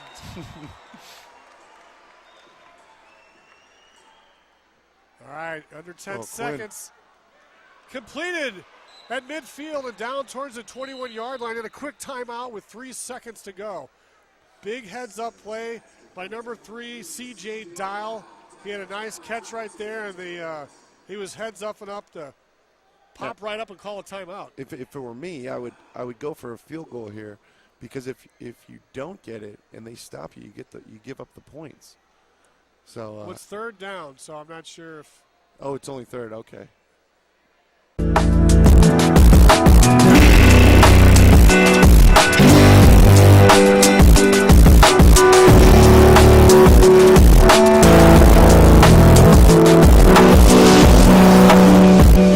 Some nice tight spirals, and we've seen some passes a little bit off. First game of the year, you got to think they're going to have some growing pains here early on in the season. And as this season goes on, I can see the attack turning into a well-oiled machine and putting up a hell of a lot of points. Yeah, they look good so far. If they can keep it going, they could be in for a good season. I know owner Andrew Haynes is really hoping this team gets into the playoffs and into the X Bowl. Now it's fourth down. Yeah. You were correct. That's been a little trickery here. A little flea flicker. And a pick by Powell. Get up and run, big fella. Ooh, and a horse collar. Are we going to get a penalty on that one? There could be a penalty, and then that would line up for you could get a field goal. We're for sure going to get some points there for the interception. I didn't see a flag, though. Yeah, no flag. I mean, that was definitely a neck tackle. Oh, he was definitely horse collared. Those horse collars can really, it's like plays like that ended Bo Jackson's career. Plays like that tore Sam Bradford's ACL last year.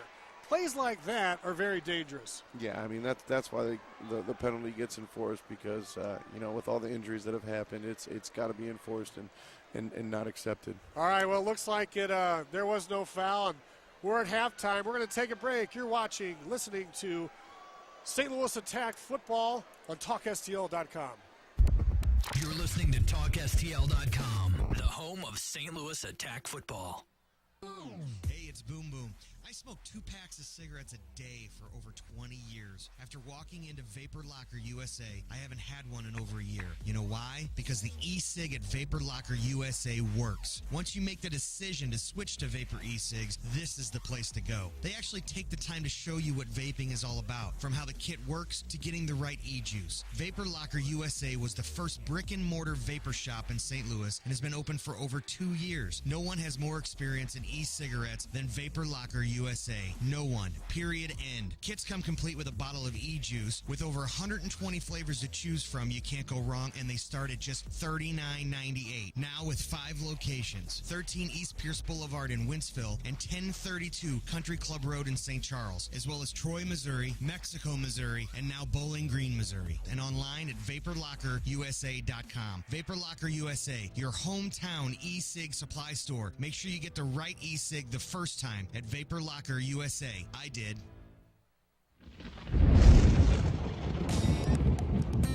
Here at TalkSTL.com, we're always in storm mode. But with the severe weather season upon us, you need a company you can trust when repairing the damage to your home or property. When no one else can, Zyken. Zyken Exteriors takes the hassle out of the long and drawn-out process of dealing with your insurance company. From meeting the adjuster to handling all your paperwork to getting all your depreciation released, Zyken Exteriors is there for you. With an A+ rating with the Better Business Bureau and an Owens Corning preferred contractor, Zyken Exteriors has been taking care of all of your construction needs since 1949. In St. Louis, the Metro East, and all surrounding areas, Zyken Exteriors is there for you. Call now to schedule your free repair inspection and get your home repaired today. 636-345-6873. Just tell them you heard about them right here on TalkSTL.com. That's 636-345-6873. When no one else can, Zyken. Hey, it's Joe, and I never used to be a big coffee freak until about a year ago when I discovered Organo Gold Coffee. You can go to ourcoffeeguy.com and talk to Mark, or call him at 314-629-3263, or how about his email? If you'd like a free sample, ask Mark, MARKDOER @gmail.com, and he will hook you up. The stuff is delicious, it doesn't give you the caffeine crash, and you are going to love it. It's Organo Gold Coffee. I swear by it. You should too. Do it. This is St. Louis Attack Football with Todd Blackstock and Mike McNeil on TalkSTL.com.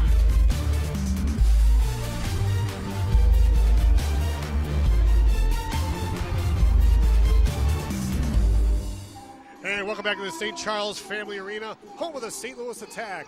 And we're at halftime, and the Attack are leading 21-10 over the Georgia Rampage. And joining us right now is the owner of the St. Louis Attack, Andrew Haynes. Andrew, thanks a lot for joining us here at halftime, and congratulations on the inaugural game for the St. Louis Attack out here at the Family Arena. Thanks, and thanks for having me. It's pretty exciting first half. I think we definitely should have scored a little bit more than we have, but still happy to have a lead. It was 18 or 19-0 at the end of the first quarter, Andrew, and you guys shut them out in the first quarter. Is that almost unheard of in X-League football? It's very hard, especially with the defense being able to score on a turnover or turnover on down. So, yeah, to be shutting someone out at that time, yes, very, very hard to do. Definitely a tale of 2 quarters. The Attack only come back and get maybe 2 points here in the second quarter, kind of letting the Rampage back into the game a little bit. But with the rules at the end of the game and the double points and the bonuses, is any lead insurmountable? I'll tell you what, I was just telling somebody else, you really need to be up by 30 or 40 to be safe. With points being double the last minute of play, it definitely makes it exciting for the fans, and you don't want to leave early because you don't know what could happen. I tell you what, this X-League football is so exciting. We're out here watching these guys. They're laying it all out on the line for you, Andrew. The players are playing very hard, a lot of hard hits out there, and it's a family environment. You've got kids here, you've got adults, you've got teams, you've got so many different people here. And I know the St. Charles Family Arena really welcomes that, and I know that you and the Attack want to get as many people out here to the games as possible, and you do a lot of neat things for the community. Yeah, we definitely try to be involved, and we've got some young ladies out here doing dance at halftime, and we try to mix it up. Our guys, we're real fortunate. We've got a dedicated group of players and staff members that are willing to work 7 days a week or go out and do appearances and get involved in the community. So we're real excited about continuing that. And, we did it all year with the St. Louis Ambush indoor soccer team as well. So we're just going to keep that rolling. That was the Missouri Monsters last year. This year, it's the Attack. They got a new look, got a new coach. And I tell you, can you say enough about Coach Chris McKinney? I mean, I know he's one of the all-time greats in the Arena Football League, and he's played with some famous football players, and he's had great success. Can you talk a little bit about your head coach? Yeah, I think we have a great coaching staff in general, and initially we had Coach Pat Pimmel, and he had some other things come up that he couldn't dedicate the time, and Chris and I have known each other for a few years, just both being in the business, and I thought he was a good fit. He knows how I am, I guess, and I'm not the easiest guy to work for sometimes, but I demand a lot, and I'm passionate, and I'm competitive, and I don't like to lose. Last year, our first game against Georgia, they beat us, and I want to get our team in the driver's seat for postseason play, because really there's only two teams that make the postseason, and that's a championship game. So the top two teams are in, so every game is almost a playoff game. You can't afford losses in the regular season. So I'm happy with the way we're playing for our first game of the season. Georgia already had a game, so they've at least had a chance to make some adjustments where it's going to take us a little bit longer, but I think the teal uniforms are looking great out there. I think our kicker, Corey Adamson, who came over from our soccer team, the Ambush, he's making me look good, which is always a plus.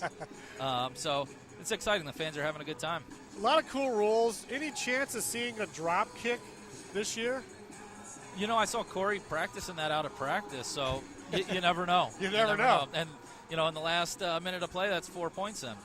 What I'm really enjoying is looking at the roster here. There's a lot of guys from St. Louis on your roster, and several players from Lindenwood University. You got a couple guys from Southeast Missouri State University. So there is a local flavor to the team. I know it's got to be a balance of, bringing in, big-time names and keeping some local talent as well to make the numbers work and to get fans in the stadium.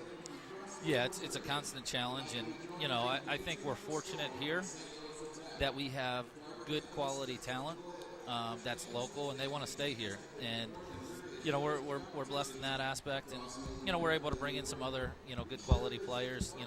Thanks to the residences at the streets of St. Charles. They house our players up there, and without that, we wouldn't be able to bring these guys in. So that's fantastic. Now I know you've got a lot of promotions going on this year. Coming up, there's another game April 11th.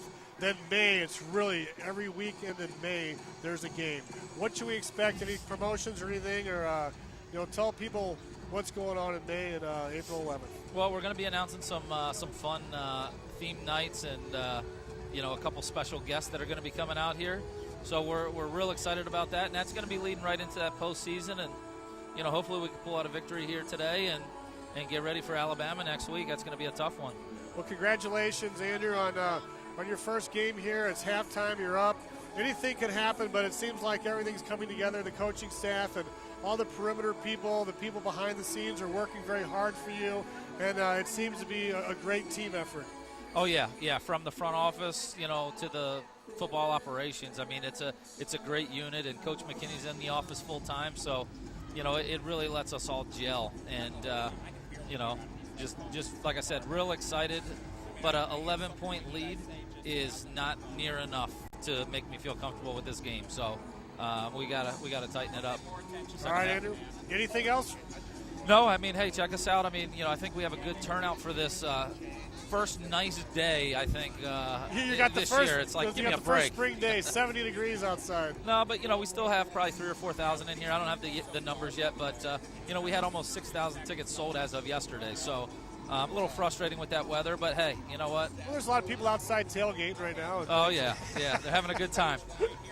Well, thanks a lot, Andrew. Yeah, thanks for having me. Appreciate it. Andrew Haynes, the owner of the St. Louis Attack, doing an outstanding job bringing these guys in and putting on a very competitive product here on the field. And joining me now This is Mike McNeil. Mike's back here right now. And Mike, what are your thoughts before we go to the Solomon report? Well, you know, the attack started out great, and they need to come out in the second half and start the way they started the game. You know, Georgia really got themselves back into it. I know it's 21-10, but the whole second quarter was really dominated by Georgia. So it'd be nice to see the attack get back to where they were to start the game. All right now we're going to have the Solomon report with Dave Solomon from KTRS is in the house. And Dave gave us a very entertaining first quarter report. That was a lot of fun, Dave. And I guess at halftime, it's like the tale of two quarters. I mean, the first quarter, the attack dominated, and in the second quarter, it was a different story. Well, the second quarter, everyone for the attack kind of came down to earth. Really, the attack wouldn't even be in the game as much as it was if it wasn't for the defense. 6 of the attack's 21 points is the attack lead at halftime over the Georgia Rampage, 21-10, as you listen on TalkSTL.com. But the attack have 4 points from the defense, and a neat little twist to the X League. There's no opening coin toss. Instead, there's a little thing called the X Dash, where a player from each team races to the end zone, picks up a ball, sort of like a relay. And the attack, DeAndre Jackson, scored the first points in attack history. 2 points on the X Dash to start the game, and those 6 points really make a difference, keeping this from being a one-score game. With a little bit of a scoring recap here, how we got to this point. I told you DeAndre Jackson won the X-Dash. Antonio Nelson made it a 3-point lead for the attack with an interception. The first interception of the game for the attack. The attack on the game with 4 picks. And keep in mind, every turnover is a point. Every defensive stop, meaning if you turn the ball over on downs in the X League, is a point. A lot of neat scoring wrinkles. Nobody is ever really out of a game. I'll explain more about that later. Then the attack, 10:39 to go in the first quarter. Darryl Grady with a 1-yard touchdown run. Corey Adamson, the ambushed left-footed kicker, he nailed the point after, making it 10-0 attack. Mariano Large, well, as I said, each interception's 1 point, and he nailed one, making it 11-0 attack in the first. Later on in the first, the attack weren't done scoring yet. Gary Johnson hauled in a 6-yard pass from Brandon Walsh. Adamson nailed the point after. And the attack ended the first quarter with an 18-0 lead. But then into the second, the attack got 1 more point. A fumble recovery that came from Rodarius Whittier, making it 19-0. But then the Rampage, well, they started to close in. Gerard Tarrant, he intercepted attack quarterback Brandon Walsh. That made it 19-1. The attack regained their 19-point lead midway through the second. Marcus Dickinson with an interception. He returned it 12 yards, got it to the attack 9-yard line. But then Alan Crane, well, he intercepted Walsh again, and he returned it to the end zone. And a defensive touchdown in the X League is 8 points. That made it 29. And from then on, it was pretty much all Rampage. Rampage got a defensive stop, made it 20-10.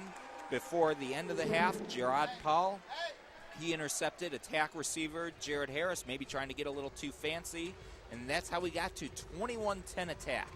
2.5 minutes to go here in halftime. We'll be back for the second half in just a little bit, but let me add, too, that if you, for some reason, if you've just become disillusioned to major professional sports, really this X-League football, this is where professional sports and really sports in general is all about. These guys, they play on the AstroTurf. They really do it for the love of the game. Some of these guys, I know Mike McNeil has a couple old teammates playing in this league. These guys aren't making much. Some guys might be making as little as $50 a game. They're truly doing it for the love, the money, for the expense. It might not financially pay off for these guys, but they're really doing it for the love of the game. So if you haven't been out, go ahead, give it a shot. I know these guys, they'll hear you. The family arena is an intimate facility, not a bad seat in the house. But I encourage you to come out to a game and see the attack. I'm David Solomon at the half. Attack lead 21-10. We'll be back with more after this on TalkSTL.com.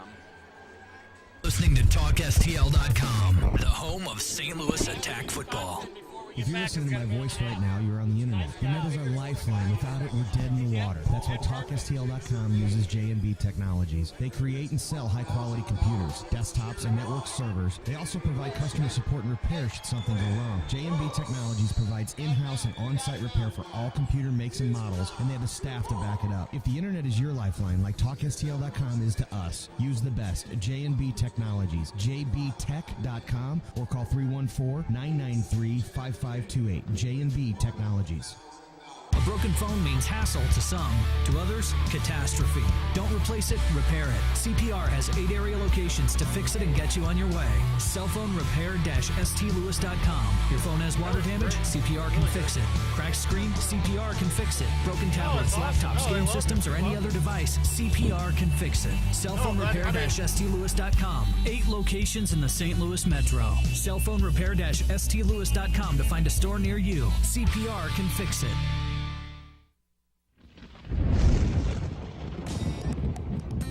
Here at TalkSTL.com, we're always in storm mode. But with the severe weather season upon us, you need a company you can trust when repairing the damage to your home or property. When no one else can, Zykan. Zykan Exteriors takes the hassle out of the long and drawn-out process of dealing with your insurance company. From meeting the adjuster to handling all your paperwork to getting all your depreciation released, Zykan Exteriors is there for you.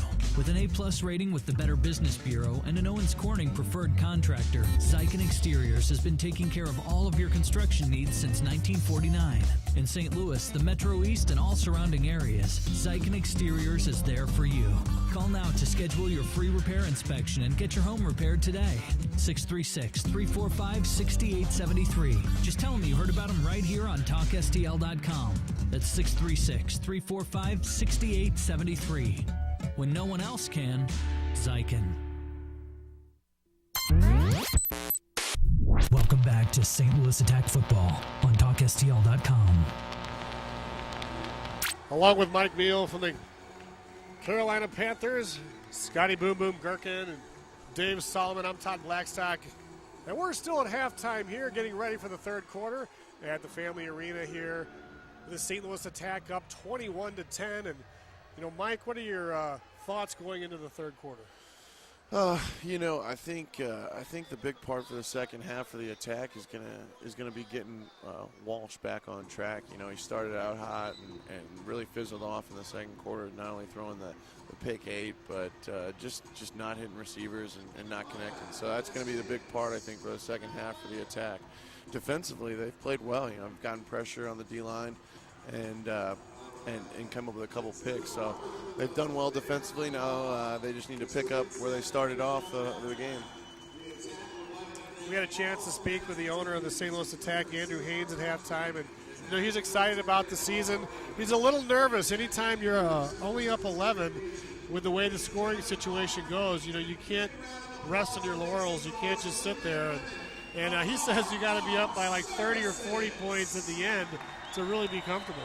Yeah, with the rule thing, with the minute left and the double points, you're never out of it until you're completely out of it. So I can understand why you want to have a big lead going into the end of the game.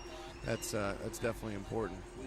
A lot of fun and festivities going on here at halftime. They had the cheerleaders out there. They had some kids out there dancing. And one of the fun things about the Family Arena and the X-League football is the interactiveness, the way you can bring the fans in. I mean, they get to keep the footballs that go into the stands, and those balls aren't cheap.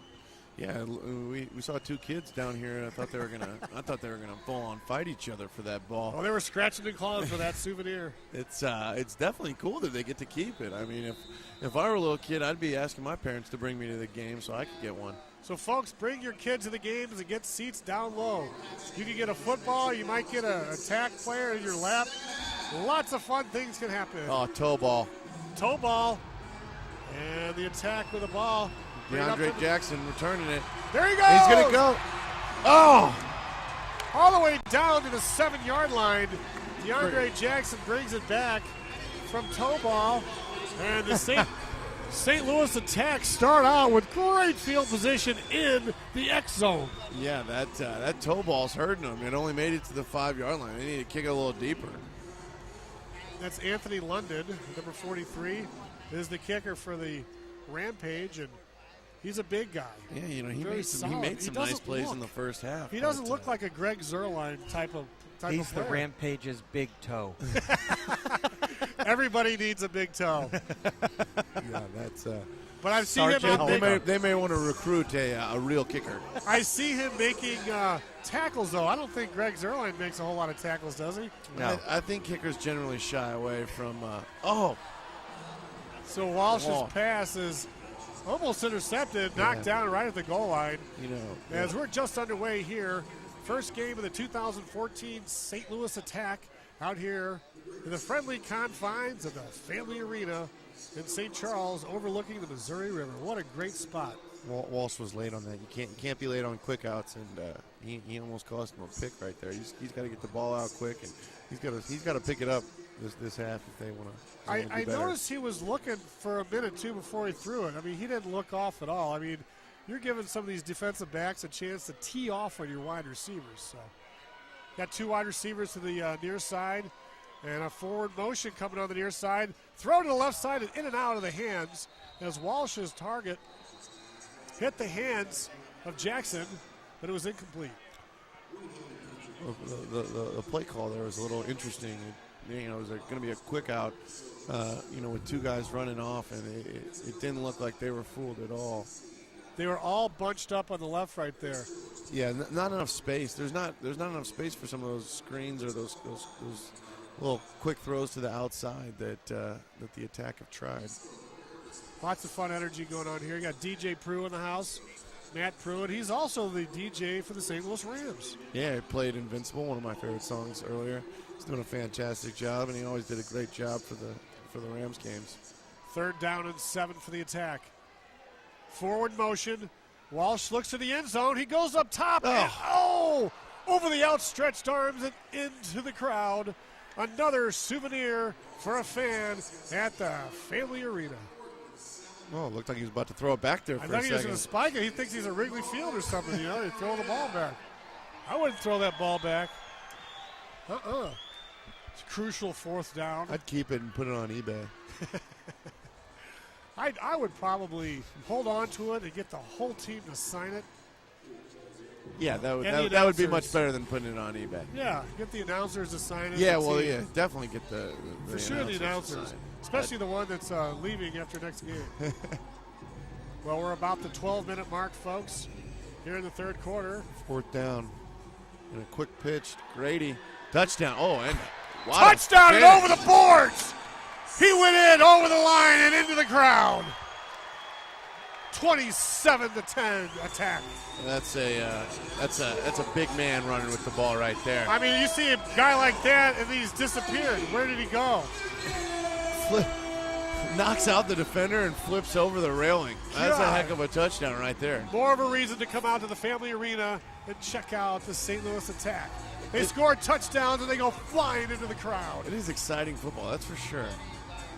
Adamson set for the PAT. Snap back, ball down, kick up. It's long enough, and it's good. And the Attack takes a 28-10 lead with 11:14 to go in the 3rd quarter.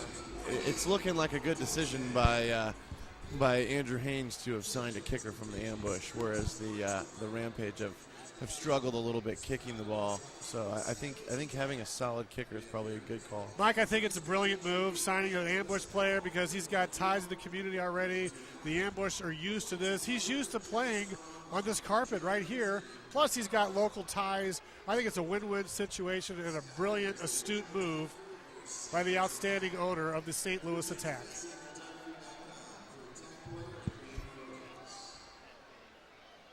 Also at halftime, we enjoyed the Solomon Report.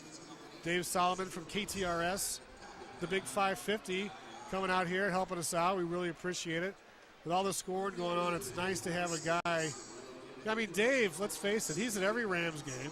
He's at every Cardinal game. He's at every Blues game. He's doing some kind of work for either KTRS or stringer work at all capacities. So it's great to have him on board here, helping us out with the Attack. Now it's time for the kickoff. Adamson, the left footer. He kicks it down over the head of The deep man. He's got to bring it out. He brings it out past the 5, 10. He's got a seam up the 10. He hurdles over the 10 player. A flag comes in as he goes head first into the boards at about the 23-yard line. But like at the end of the play there, the flag came in. Let's see the call. Holding. He's signaling holding. Looks like a block in the back, but either way, it's coming back. And we're going to go to the referee call here in just one moment. What an athletic play. I mean, over his head, bounces around in the end zone. He comes up.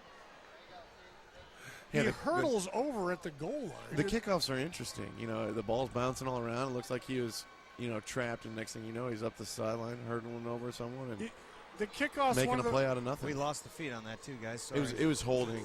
They called holding. Well, it's one of one of the greatest plays of X-League football is the kickoff. Oh, absolutely. Unlike the NFL. Yeah, I mean they're almost irrelevant in the NFL. You get a touchback 70% of the time, and they need to move it back to the 30. Otherwise you get the guy coming out from 8 yards deep. Makes it really tough. Well, I think the guys coming out from 8 yards deep, they're starting to pad their statistics. They're not dumb. If they sit back there, all right, back to the action. Georgia fires one into the crowd. Oh, this one bounces back. So that's going to bring up 2nd down and 10. But that's one thing about the NFL I hate. They think they have to change the rules every year. They've got these competition committees. So just because they got a committee, they have to find ways. It's like a congressman or a senator. He's got to introduce a bill just because he's a senator. You know, they just have to change the rules just because they're on the committee. I think it's a bull crap rule, pushing that kickoff back. It makes the game boring. You have a timeout after the touchdown and a timeout after the field, the PAT. Then you got a timeout after the kick. It's going to be a touchback. And I will not mince my words. All right, back to the action. 2nd down and 10. Rampage ball. And a big rush. And taken down back at the 8-yard line. Quinn there with the sack. Pressure by beast. Knoll. Man, they have really changed the game. Knoll is bringing pressure off that edge and fast. So Bernard Quinn, the pride of Southeast Missouri State University, the Red Hawks. He's supporting teal blue today. He's got that Troy Polamalu almost like hair. And he's probably one of the biggest offseason signings for the Attack. And he's still irritated and pissed off that they went for his knees on that chop block earlier in the game. And he's not going to let him forget it. No, he's played really well. He's done a good job. He's been a game wrecker. The whole D-line, they have really helped the Attack's defense out tremendously. 8:50 to go here in the third quarter. Rampage ball. They Quinn throw again. it.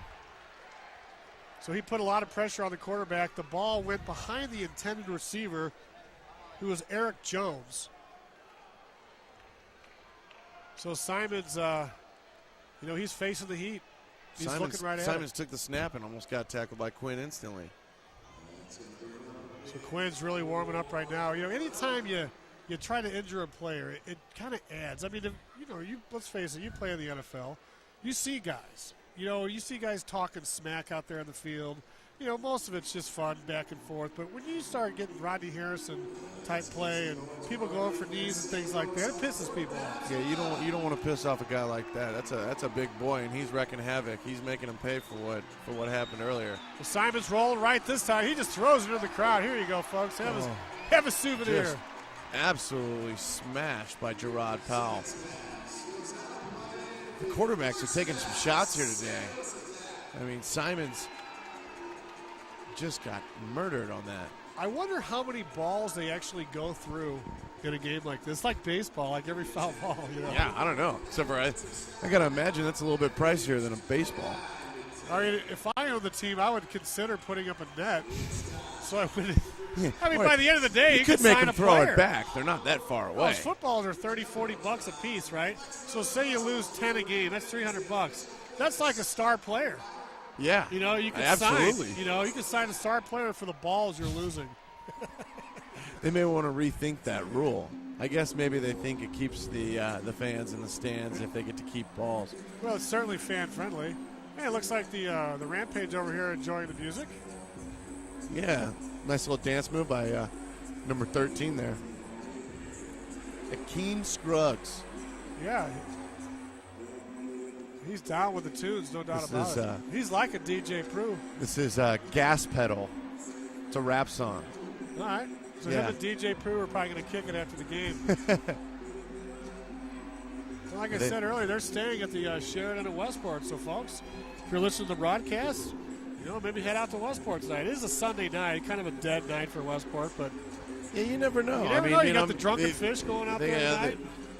They got all sorts of places down there that you can go out to at night. And the Solomon Report chimes in with the Funny Bone. Yeah. The Funny Bone's always a great place to go on Sundays. I'm sure these guys are looking for a little fun after the game. And after a 13-hour bus ride, I'd be looking for some fun. 29-10. Third quarter score. St. Louis Attack over the Georgia Rampage. Todd Blackstock, Mike McNeil bringing the action. Oh, middle screen to Grady. Get in there, big boy. Boy, he fights down to about the 1-yard line. I like Grady. I like the way he plays. I mean, he looks like a fullback. He's a bulldozer. He's tough to bring down. That's what you need. You can't have like a little scat running back in this league because the handoffs, you get hit so quick, you got to be able to just power your way through. And Grady can do that. He looks all of about 240. He's a big boy. This game is brought to you by TalkSTL.com. It's like radio, only better. Way better. To put it into context, you can get this feed. People from Georgia are listening to this game right now. We were talking to the coaches before the game. They're sending mass emails out to the players and the teams, families, to watch this game. And they're watching the attack going to the end zone right there. Is that Grady? Grady again. Grady 1-yard plunge. It's going to put the attack up 35-10. And the attack look more now like they did in the first quarter. So it seems like coming into halves and the games, the attack's looking pretty sharp so far. Yeah, they really needed to get the offense going, and they had a nice drive right there. Grady, I think Grady's going to get a yard every single time. I think I'd give it to him. The touchdown was at about the 6:20 mark. No, it looks like they're. Yeah. Oh, they're calling it. They're saying he was down Saying to he was 1. down. Jeez. I give it to him again. So they're on the 1 millimeter line. So it's still 29-10, 3rd and 1. He was already across the line. I don't see it. Yeah. Oh, there it is. He crossed the line. You're not going to stop that guy. I'm saying 1 yard every time for Grady. That was a delayed call right there. I mean, it looked like he was into the last play for sure. He must have been down because he was rolling around in the end zone with the ball. They might need to implement some replay. I'm feeling like there was that touchdown catch earlier, and then that run the down before. Hi, this is Chef Larry G with Championship Catering.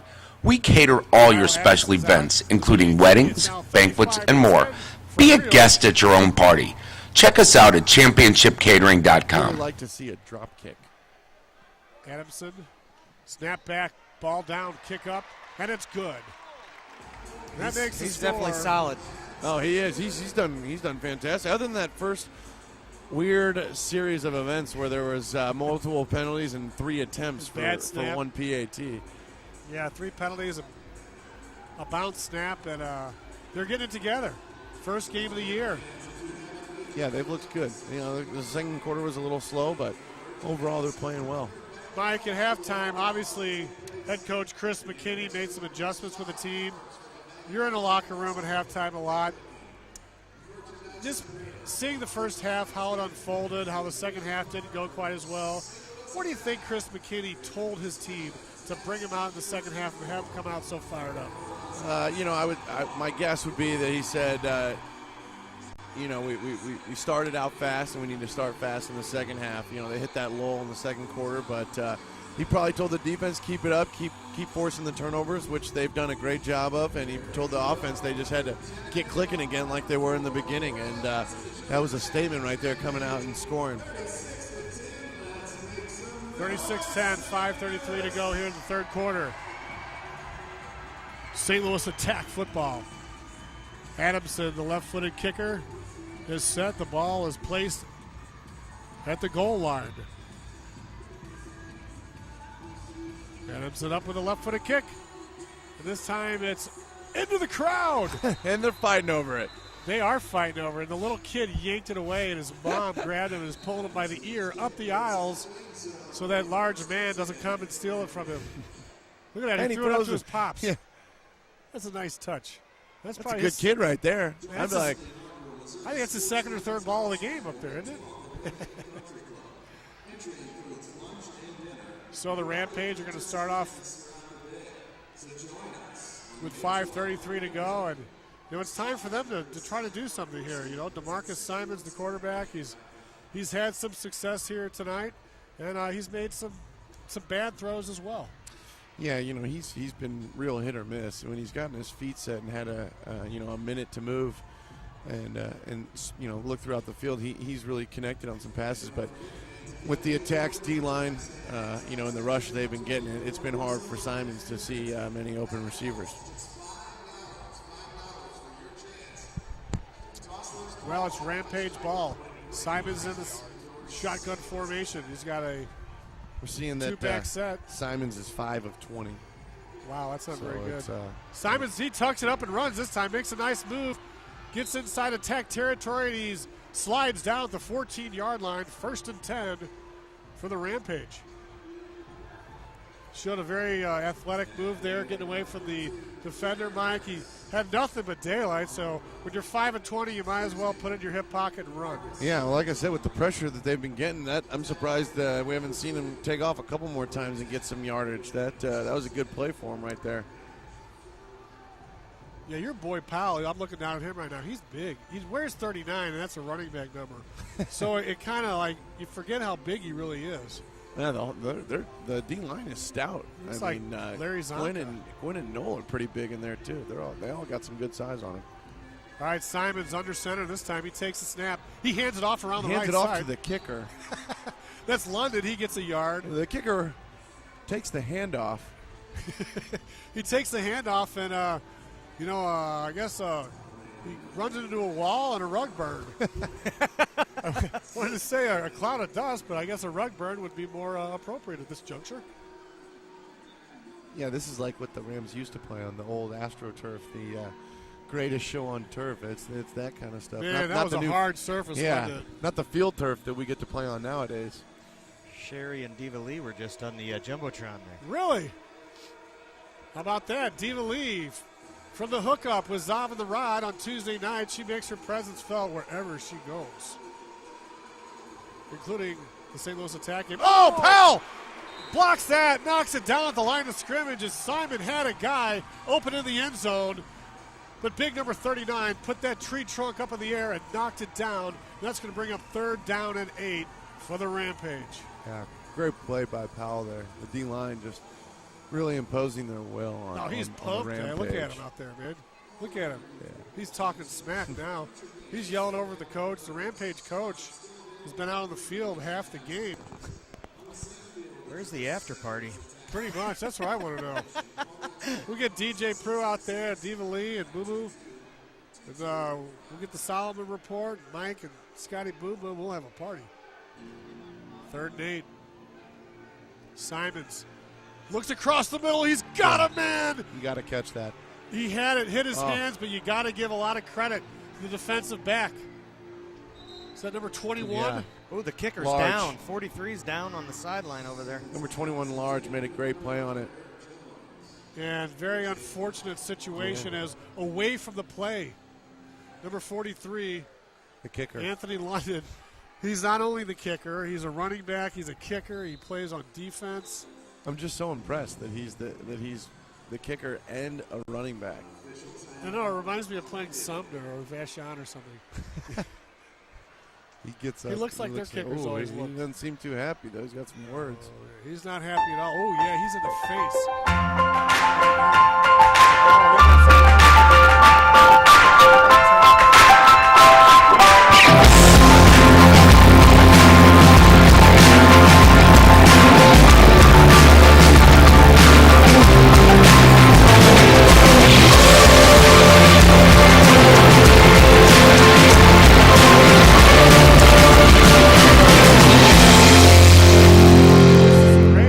got the Rampage coaches on the field right now. Mark Bramlett, and he's upset. He's pissed off. He's talking to his team. He's screaming at the refs. He's done a little bit of everything tonight. Just standing there letting the refs have it, then telling his quarterback what play to run. I think Chris McKinney's taken a page out of the Rampage coach, too, because he's out on the field. He's like, you know what, if he's going to be out on the field, I'm going to go out on the field, too. I want equal treatment here. It's kind of like those basketball coaches, they just storm out on the court. Yeah, Bob Knight. There you go. Rampage ball. Oh, no. 4th and 8. Oh, there's a on flag. The run. Simons is way back. He's running. He throws it, and it's intercepted at the 16-yard line. But there is a foul on the play. I think Noel was offsides on that one. This one could come back. Yeah. He's played well, and he's got a good pass rush, but I think he jumped a little early on that one. Yep, we're calling a illegal procedure. We're not on getting the his defense. feet anymore either, guys. Apologize. Well, that blows. I thought the referees, that sounded pretty good. Yeah, I like that. We need to have that element. It's going to be a penalty on the defense. Are they getting a first down for that as well? They are getting a first down. It's up on the board. First down and 8. Ball just inside the 8-yard line. Yeah, big mistake right there by Noel. I tell you what. He's had a heck of a game, too. That was Simons was running all over the place. I mean, he ran 20, 30 yards backwards. He was Johnny footballing it. He sure was. Then he threw one right over the middle into the arms of the attack defense. But the penalty nullifies that, and now they've got a fantastic opportunity to cut into this 36-10 lead with about a minute left here in the third quarter. At the end of the third quarter, we'll have the Solomon report once again. So we look forward to that. Motion coming to the near side. Forward motion. Simons back. Big rush into the end zone. Touchdown. Do I see a signal? Yeah. Yes. Michael Figures, number 0. 8-yard touchdown. Little guy. From Simons to Figures. And that cuts the lead to 20. 36-16 with 46 seconds left here in the third quarter. Simons took a shot on that, though. He looks a little shaken up. Look at him. And it was like, Noel. Noel got to him. How many fingers do I have up? He has been getting whacked tonight. I tell you, X-League football takes a backseat to nobody when it comes to competition. These guys are laying it on the line. Each and every game, they give it all. They're bleeding their hearts on this field. I mean, a lot of these guys have day jobs, and they come to practice at night. They do this for the love of the game, but the competition is fierce. Yeah, the two guys that I know, they both have jobs, and they said they just, they miss playing football, and they enjoy the game so much. They just love coming out and playing, and it's nice to see that. You can tell these guys play with passion and a love for the game. Back in the day, the Big Red, the St. Louis football Cardinals, a lot of those guys had day jobs. They didn't have the big money you guys make now. All right, so the PAT, they're going to go for it. No, I don't get that. Game. I don't get why they. Oh yeah, the kicker is hurt. 43 got banged up earlier, but a little shovel pass there to the side. That's just a strange call. You're running right into the D. Very creative. Yeah. Well, not only that, it just you had a defender waiting there. It was like you might want to throw it into the end zone. I mean, if you throw it into the end zone, two things can happen. You can get the PAT or not. If you don't go to the end zone, there's a good chance. I mean, if you're running like that, there's no chance at all. It's hard to run in this league. I mean, that's been made very clear, and especially side to side. You got all that beef up the middle, and there's Mac Attack. How about that? Yeah, I was asked by a lady in the stands, what is Mac Attack? What type of mascot? And she wanted to know if it was an animal or what. I said I wasn't really sure. Well, that's the end of the third quarter. We're going to take a break now, and we'll be back with the Solomon report in just a minute, but it looks like we might have an interview here first. Well, right now we got the balls going. We're going to go ahead and do the Solomon report right now with Dave Solomon from KTRS. we'll see Dave out at all the St. Louis Rams games, Blues, Cardinals. And Dave, what do you got? It's pretty interesting third quarter. Oh, very interesting. And in fact, the third quarter was really the Daryl Grady show. Grady with 12 of the attack's 15 points. It's the attack lead 36-16 after 3 quarters. And it's just been really key for the attack because neither team has really gotten their passing game going. Brandon Walsh started off strong, very accurate with the short game, but since going 4 of 5, he is now 2 of his last 14 passing attempts for just 11 yards. So Grady really in those short yardage situations, the attack taking advantage of some good field position. Really defense has been the attack's calling card. But Daryl Grady with 2 touchdowns there in that third quarter. Grady on the day. He has 7 carries for 16 yards, 3 touchdowns, has another reception for 7 yards. He has really been the X factor on the attack offense. And fitting I say that because in the X League, nothing is safe in the game. The last minute, all the point values skyrocket. Some interesting little twists. I encourage you, if you haven't come on out to Family Arena, or if you can't make it, be sure to check out one of these games on TalkSTL.com. So really exciting here as we get ready to go into the fourth. And another interesting wrinkle, Rampage might not have a kicker. Yeah, it's very interesting. We noticed that he was hurt. He walked off the field and looked like he was doing fine. But he didn't come out for the kick, so... Well, it looks like he's out on the field right now, but it wouldn't be the first time an indoor football team competed without a kicker. Those of you historians and longtime fans of the game might remember back in 2006, the River City Rage, maybe the second greatest ever show on turf with Mike Wyatt. He wasn't happy with any of the kickers he had, so he played most of the season without a kicker and racked up some 100-point games. All right, we're going to take a quick break now. We'll be back with fourth quarter action. You're listening to TalkSTL.com, St. Louis Attack Football. TalkSTL.com is the home of the Attack. St. Louis Attack Football, only on TalkSTL.com. If you're listening to my voice right now, you're on the internet. The net is our lifeline. Without it, we're dead in the water. That's why TalkSTL.com uses J&B Technologies. They create and sell high-quality computers, desktops, and network servers. They also provide customer support and repair should something go wrong. J&B Technologies provides in-house and on-site repair for all computer makes and models, and they have the staff to back it up. If the internet is your lifeline, like TalkSTL.com is to us, use the best, J&B Technologies, jbtech.com, or call 314-993-5528. J&B Technologies. Welcome back to St. Louis Attack Football on TalkSTL.com. And welcome back to the St. Charles Family Arena, along with Mike McNeil from the Carolina Panthers, Dave Solomon from KTRS, Scotty Boom Boom Kirkin from TalkSTL.com. I'm Todd Blackstock from STL TV and TalkSTL.com, and we are set to bring you fourth quarter action of this exciting St. Louis Attack game held right here at the Family Arena on the banks of the Missouri River. And Mike McNeil, it's 36-16. We just had the Solomon report. Lots of fun stuff going on here at the Family Arena tonight. Very exciting game. A lot of hard hitting. Guys flying into the stands. You know, it's just some injuries, some arguments with the coaches and referees. It's been a great night. It has been great. And I'll tell you what, man, the kickoffs are so fun to watch here. Guys are just getting pummeled out here.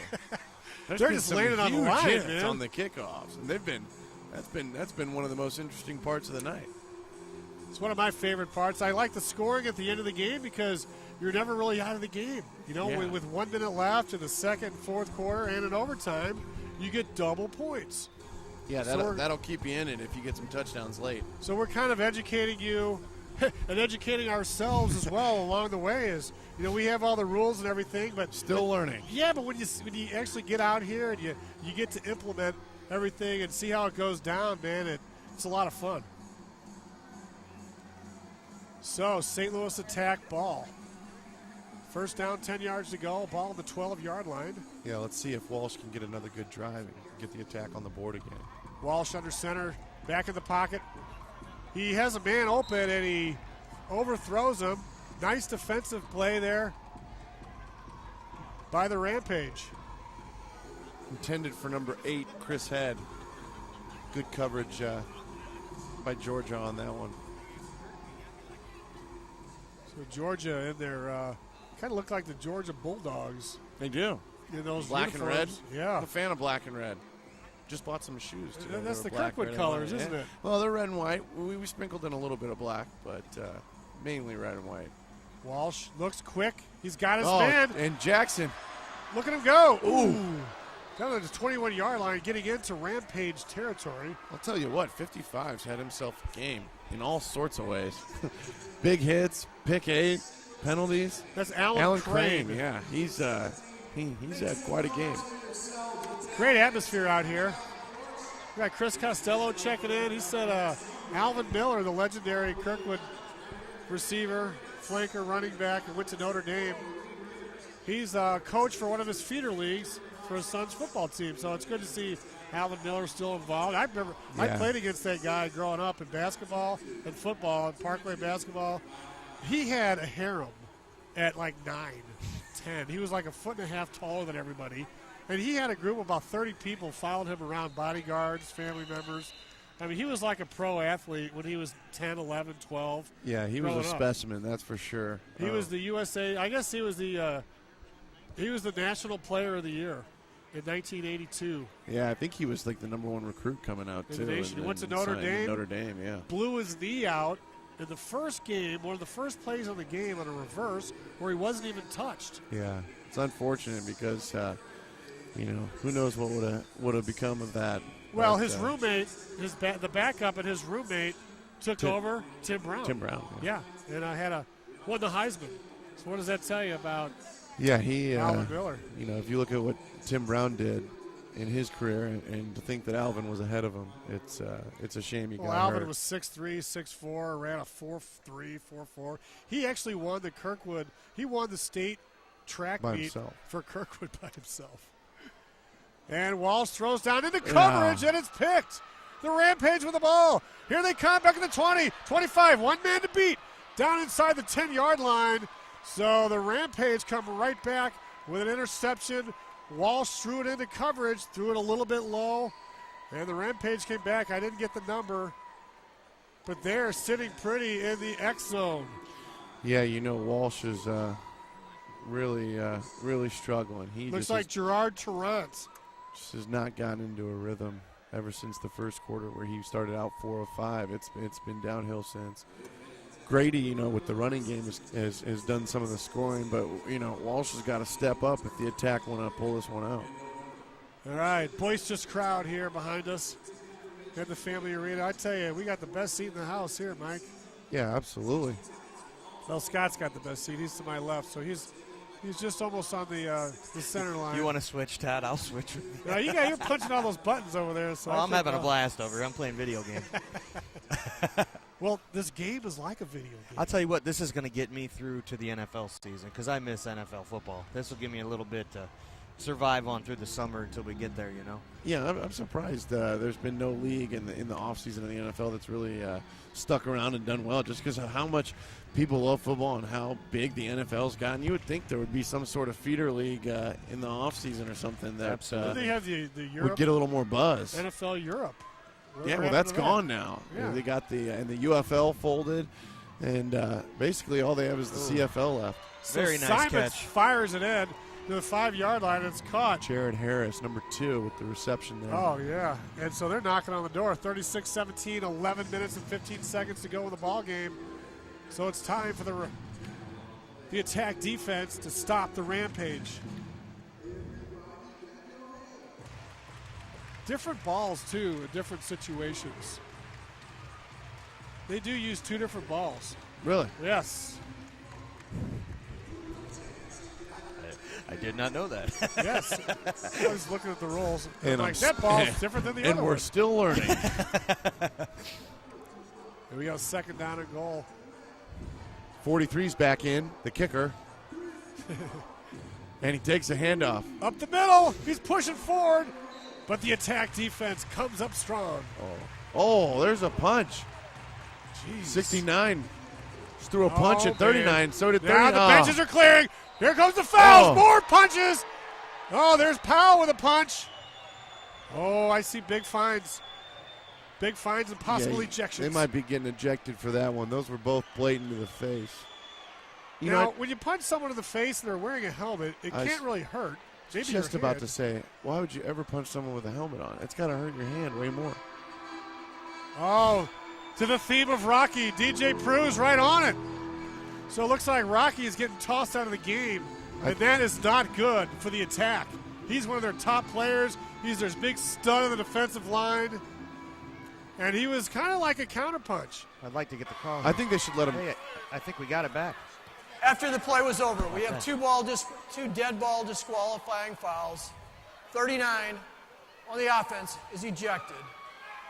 Defense. 53 on the defense is ejected. Timeout. No. St. Louis. Wow. Wait. So 69 wasn't ejected from the offense? He threw a punch as well. Well, he called 39 as an offensive player. Yeah, well, he was on the offense, though. He said 53, and wasn't it 43? Yeah, he said 53, and it was 39 and 69, the two that were fighting. I'm not really sure how that works. Well, he could have dropped an F-bomb. Who knows? I think it was a little more serious. I don't know. I don't know who 53 is, but 69 is the one who Powell was swinging That's with. Chris Love. So Chris Love. I got to have a lot of respect for the coach here on the Georgia team. He saw 43 throw that punch, and he immediately threw him out himself. He just said, go. He took his own 43 through the punch. So that's the kicker. Yes, the kicker's out. I don't know what they're going to do. Well, I tell you, They both can't teams. toe ball. They can't regular kick. They're just going to have to go for it. And who knows what they're going to do on a kickoff. Hopefully they have a backup guy warming up. They're going to have to send someone to the bowels, to the concourse. I'm thinking quick pitch to 0. Second down. Simons rolls to the right. Yeah. He dives towards the end zone. He gets he was down. the ball's rolling around. Oh, my goodness. We're at the 10-minute mark. Fisticuffs out here at the Family Arena tonight. Yeah, the passion's coming out now. I tell you, these guys aren't messing around. It's been heated since the start of this game. There's guys getting their helmets torn off, guys flying into the stands, players being ejected. This is real, folks. This is real football. Come on down to the Family Arena, folks. 9:43 to go. If you're out tailgating the parking lot, get your ass back in here and watch this game. It's a hell of a game, and we're going down to the wire. Like I said earlier, if you're not at the Family Arena on Sunday night watching the attack, then you are just missing out because this is fantastic. And, folks, we're going to be right back here April 11th against Florida at 7:35. Then in May, we're going to be here on Friday, May 2nd against Alabama, 7:35. We'll see if they attack number 28 where Gerard Powell was. We got Stanley in now. That's exactly what they did. They went right where Powell was. Simons took it into the end zone, and he throws the ball into the crowd, and he gets a flag. And now they can't kick it. They got to go for it. Unsportsmanlike conduct. The coach is beside himself. Unbelievable.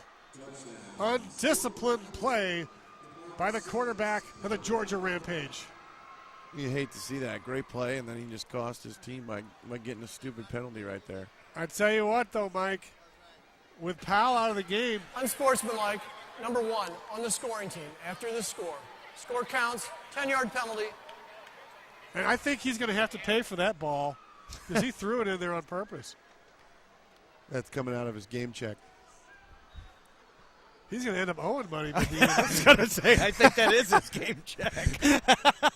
What was it, $20 or $30 for a ball? Yeah, he might be regretting that one. He's probably going to have to sit at the back of the bus or maybe the front of the bus with the coaching staff on the way back. Yeah, you know you can't ask him for the fan for it. What's a punishment like that? What's a good, if say you get kicked out of the game, have you seen anything, Mike? What would the coach do to that guy on the bus on the way back?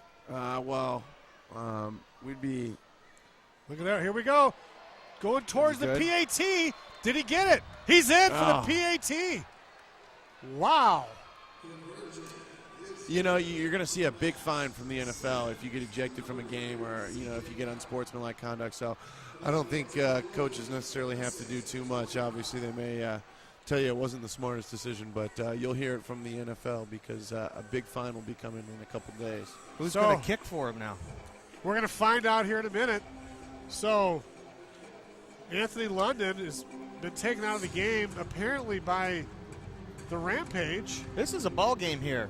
I mean, it's 36-25. And we're not even in the last minute where the scoring doubles. So who knows what's going to happen. It does on the Yeah. Wow, excellent. Yeah, the last minute will be exciting since it's so close. That's why we were told earlier that you need to have a 30-point lead or 40-point lead, or else you're never guaranteed. I don't think Andrew Haynes is very happy right now. He just lost his starting defensive tackle, a beast, Powell, to an ejection. I mean, there's been fights here tonight in this ball game. Yeah, they've been pretty chippy tonight. This has been intense. You know, it's the first game, so you're always going to get, guys riled up and ready to go. And Georgia's coming off a however long bus ride, and they just step off the bus and play, so they were ready to get after it. Man, this is like a St. Charles chill game out here, except they're allowed to fight. Well, let's see what happens now. It's like number 11. Eric Jones, a wide receiver, is going to take over the kicking duties. I'm going to go out of my way here and say I don't think this one's going to make it to the other end zone. I'm going to go with a toe ball again. I'll double or nothing if you want. On the toe ball? Scotty, what Who's do you think? kicking? Number 11. Look at the way the ball Eric is set up. Jones. I'm going to go definite toe ball. Double or nothing? Damn, I can't afford the first one. Oh, he's lining up toe ball already. I don't know. I'm going to He's say walking no. it off. I'm going to say no. It's the side toe. Oh, my gosh. It's wow. an onside kick. What was it that? bounces into the crowd. That was like a corn kick. We'll just call that a push because I'm not sure what you call that kick. That wasn't a toe.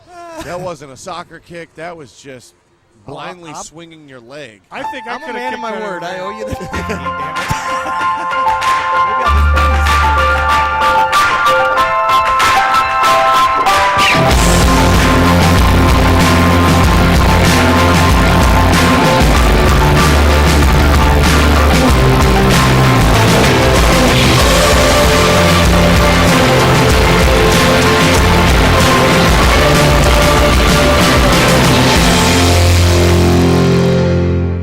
.8:29 to go. Walsh, quick hit to the right side to Jackson. Down the sideline, into the boards.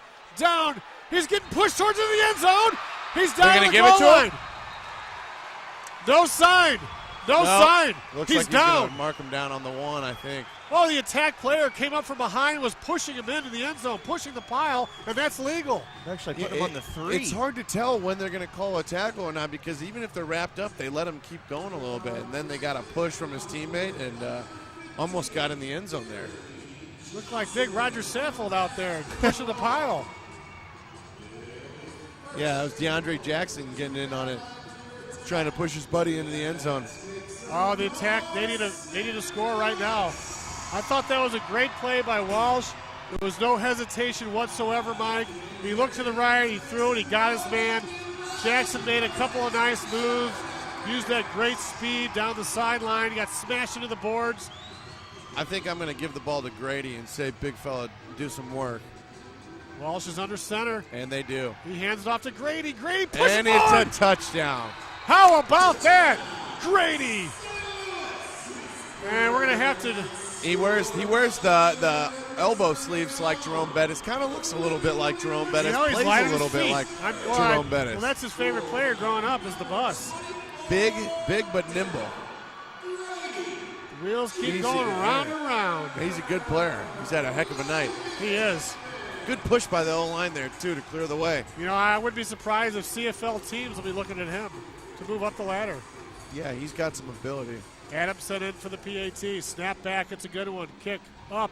It's long enough, and it's good. And that makes the score 43-25. It's an 18-point attack lead with 6:54 to go in the ball game. Wow. So it's good that the attack got those points. Well, big points right there, Mike, because I'm thinking right now the Rampage are going to exploit that open side where Powell was.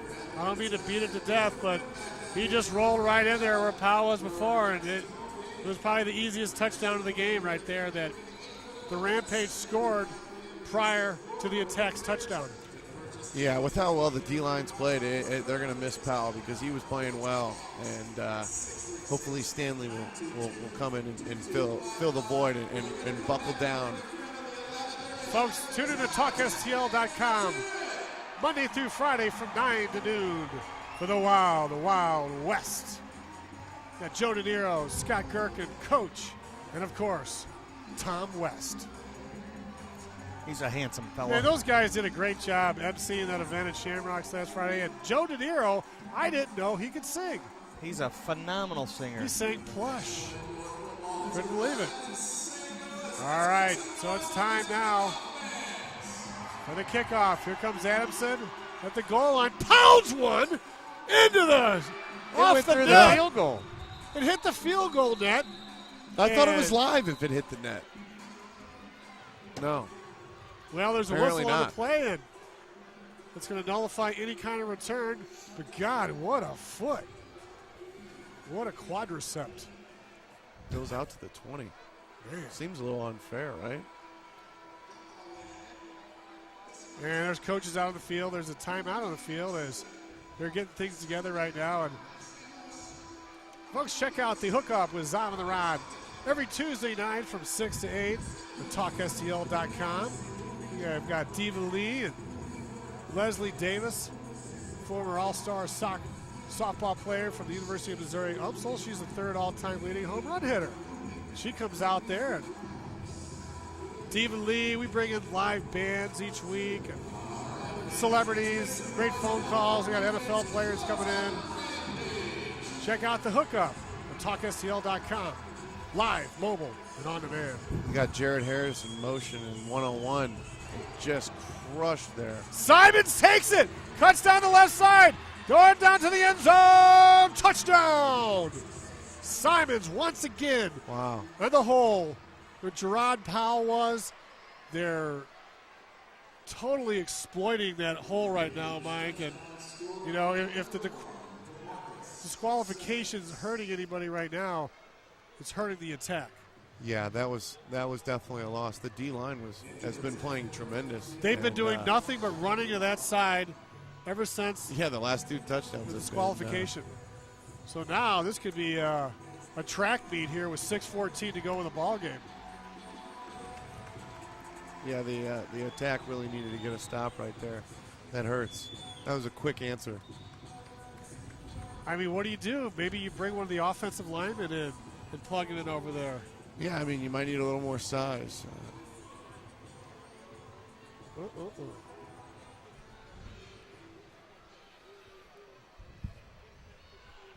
Mike McNeil, Todd Blackstock, Scott Gherkin. We've got Dave Solomon out here with the Solomon Report. At the Family Arena, 43-31 attack lead with 6 minutes to go here in the ball game. And it's a nail-biter, folks.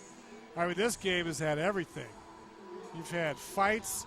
You've had helmets torn off, chop blocks, lots of touchdowns, players flying into the crowd, footballs going into the crowd for souvenirs. Simon, quick hit, and the PAT is no good. I'm telling you, no kicker is really hurting them. They haven't been able to kick one extra point or attempt a field goal, and that could come up to be costly. So both teams are being hurt by the disqualifications. Because now, I mean, how is the Rampage going to try to kick a field goal? They can't. Can't kick a There's field no goal. They can barely possibility. kick off. I mean, the last one, I don't know. Like I said, I don't even know what you call that. And we're going to get another Dr. Scholes here. Yeah, this is going to be interesting. I should YouTube this. I bet it would get a ton of hits. Well, that's what we want. Folks, you're listening to TalkSTL.com. You got great shows. You got Upon Further Review. You got Further Brothers on whatever. Whatever. Brothers on. I mean, we give away cars at TalkSTL.com. We broadcast St. Louis Ambush, St. Charles Chill, St. Louis Attack. We broadcasting the Rascals baseball team.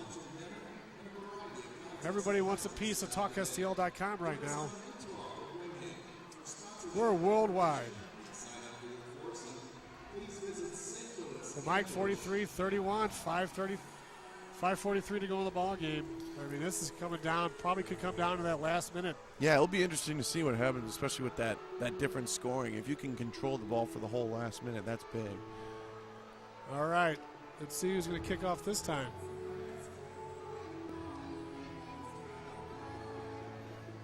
Number 13. Looks like, is that 13? Yeah, Akeem Scruggs. I mean, number 11, Eric Jones, was demoted after one kickoff. Yeah, he was sent to the back of the bus. Oh, look at this! That was a toe ball. That was a toe ball, but it worked. Oh, he's got it. The 5-yard line, picks it out of the stands. And that's number 14. That's our man, DeAndre Jackson. Brings it up to the 16-yard line. I tell you what, that was a solid kick. Got to give it to him. Man, I can understand why Eric Jones was demoted, because that was a whole heck of a lot better than the last kickoff we saw. One of the most pathetic kickoffs I've ever seen. Possibly an onside squib kick, without intentionally onside. An unintentional squib kick. Akeem Scruggs may have a new position. Well, he's definitely the backup kicker now. That was much improved. He's rising up the depth charts as we speak. The CFL may come looking for a kicker. He had a little bit of loft, and I like the way Jackson plucked that ball out of the stands. He took a souvenir away from that little kid over there. I think it's the same kid in yellow, though. He's a ball hog. Oh, no. Uh-oh. Walsh fumbles the snap. Walsh fumbles. Ooh. Ball still bouncing around, and the Rampage get it. Picked up by Rotherhurd from the Georgia Rampage. Oh, my. Almost in for another 8-point defensive score. Oh, my Lord. And there's a player down. It's 44-31. That was a scrum to get the ball. God, if they score here, it'll be a 5-point game. And there's a player down. And with a player down, we'll take a quick break. You're listening to TalkSTL.com. Friends at Rookie's Bar and Grill here to tell you about some of their all-day specials. And believe me, there are plenty. Mondays and Thursdays feature a pitcher of beer and 20 wings for only $14.99. On Tuesdays, you can enjoy a bucket of beer for $9. And Bud Select long necks are only $1.75 Holiday Wednesday.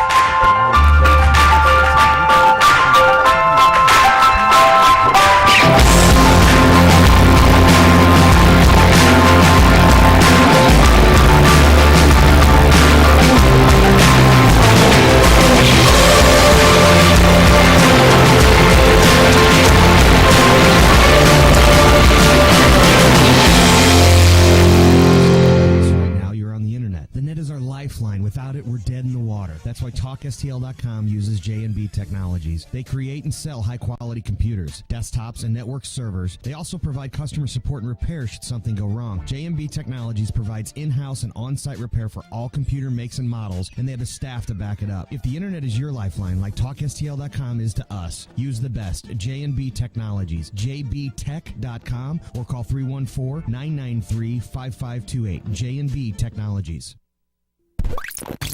This is St. Louis Attack Football with Todd Blackstock and Mike McNeil on TalkSTL.com. And welcome back to the St. Charles Family Arena. 43-32 ball game with 5 minutes left. A big turnover by the St. Louis Attack.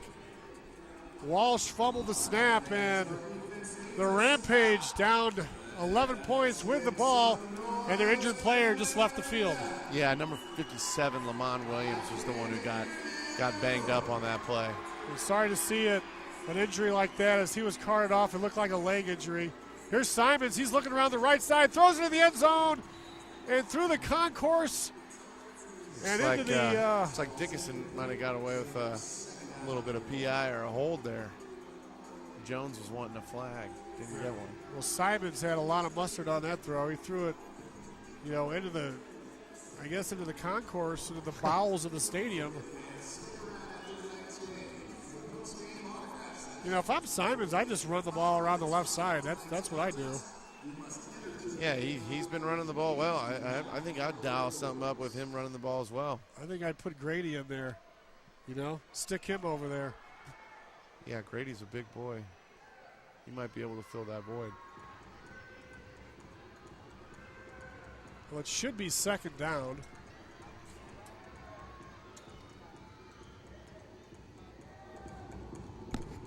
And And Simon's back. He rolls to the left side. He keeps it. He rolls. He throws it into the crowd.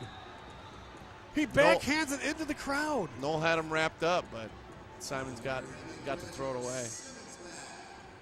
So he saves a few yards right there, and that should bring up third down. 3:23 to go and counting. I think he said.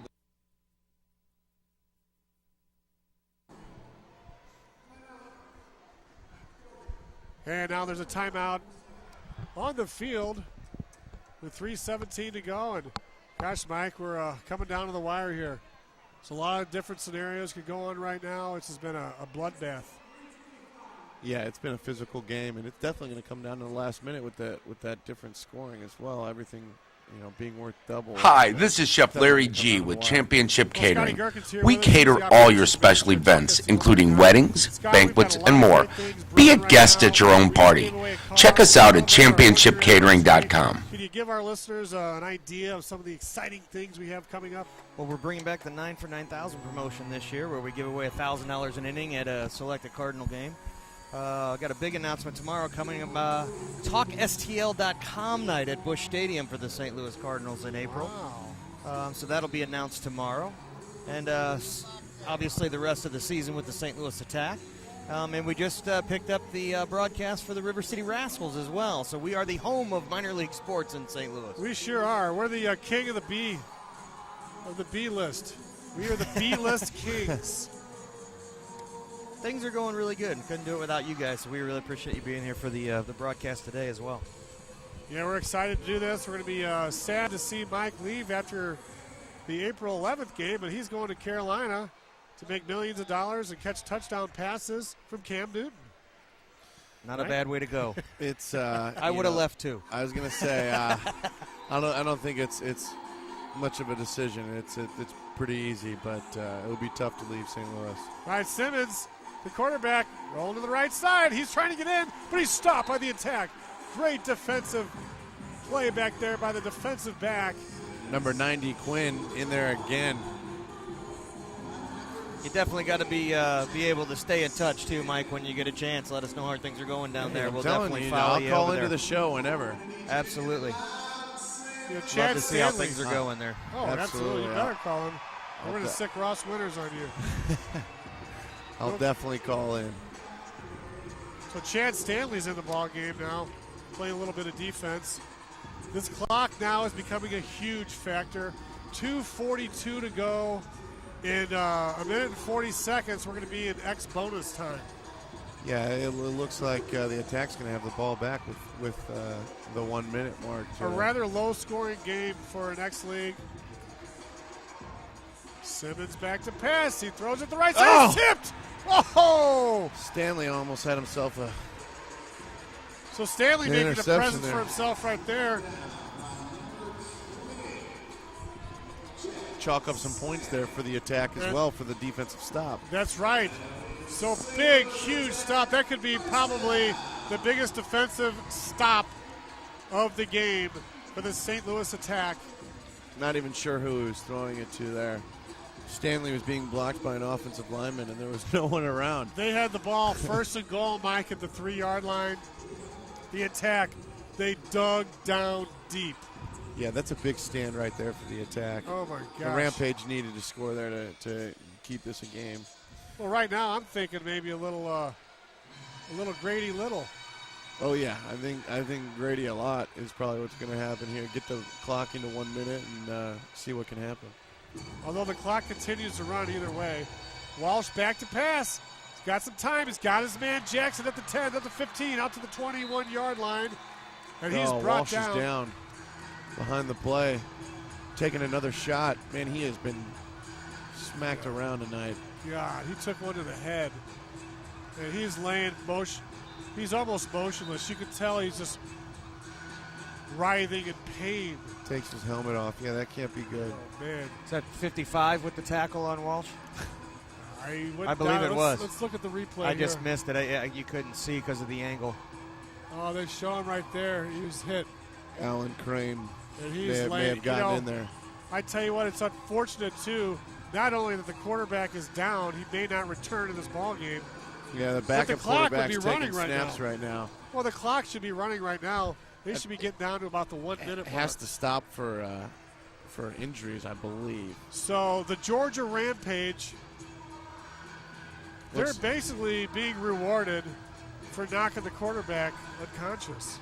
Gary Johnson, the backup, number 15 right now, taking snaps from Casey Geiger. Well, we've got more St. Louis Attack games on deck. We'll be right back here at the St. Charles Family Arena on April 11th, where the Florida Marine Raiders are going to be in town. Then the Attack, they're going to go on the road. Actually, they're going to be on the road April 6th at 7 p.m. on a Monday night against Alabama. On a Sunday night against Alabama. We're going to have a couple more road games.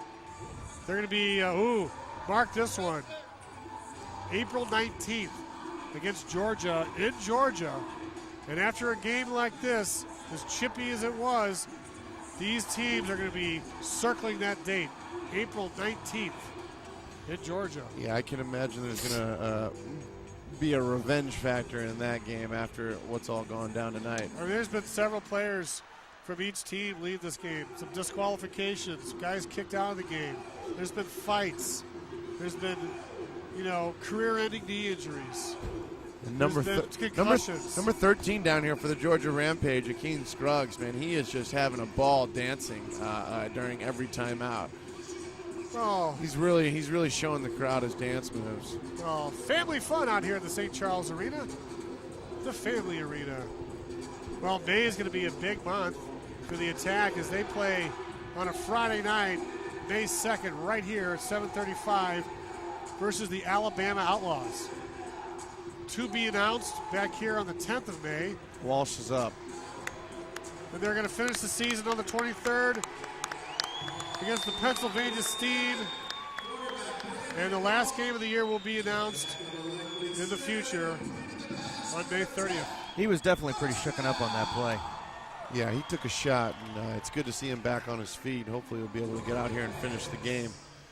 But he's going to have to probably sit out at least a play, but yeah, the way he's coming off kind of gingerly, gosh, I'm not sure. I might just try to put this in. We'll see what Johnson can do, but maybe a handoff here to Grady so that Johnson doesn't have to put the ball in the air. Yeah, getting near that 1 minute mark, that makes a question of what Johnson can really do in the air.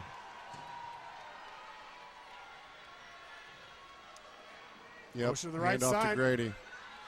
He handed off, and nothing doing. They throw him into the boards, and you got more pushing and shoving going on. Another penalty flag is up in the air. Looks like 55 Davis. Oh, my goodness. May get called for that one. Yeah, 55 on the Rampage is yelling and screaming. After the play was over, unsportsmanlike conduct number 55 on the offense. 10-yard penalty. On the offense. That's just not a smart play right now. So that's they're giving it. If it's on the offense, that's Davis. Yeah, it was Davis. Because I saw number 55, Alan Crane, on the defensive side. He's the one who got pancaked. Up 12 though, with a minute and 28 left. Not a smart play. You want to keep the clock running right now. I mean that hurts. You lose the yardage, clock stops. Not a heads-up play. And we're in bonus. I mean, theoretically, right now, if the score stays the same and we get under a minute and the Rampage score, it's going to be a tie game. Yeah. And then the crazy thing is they can't even – that's what I'm telling you. The kicker, they don't have a kicker. They can't kick for the winning point. They're going to have to They're going to have to go for it. Right. And they're going to run it around the left side. Or if they had made any of their extra points instead of going for it every time, then they would be able to win. If it comes down to be that close, it is going to be the detrimental point of them not having the kicker that cost them this game. Strange to think that you wouldn't have one person who can kick a ball on your team. Ladies and gentlemen, it's only speculation at this point. But we're coming down to the 107 mark at this ball game. And there's been a timeout called on the field. Looks like the referees are having a conference. They're discussing a few things. I mean, they want to get it right. Do you let Johnson go to the air at this point, though, with the points going up in the 1 minute? I mean, if you do, you're thinking short and quick, something that he's going to get. I probably not taking any shots downfield. I think you got to take a shot downfield, Mike, because you got to get the ball out of the red zone. I mean, they're in the X zone right now. If you can get just out here a little bit and get some breathing room, but if they go over in downs this deep in their own territory, I tell you, they're almost like handing the game over to the Rampage.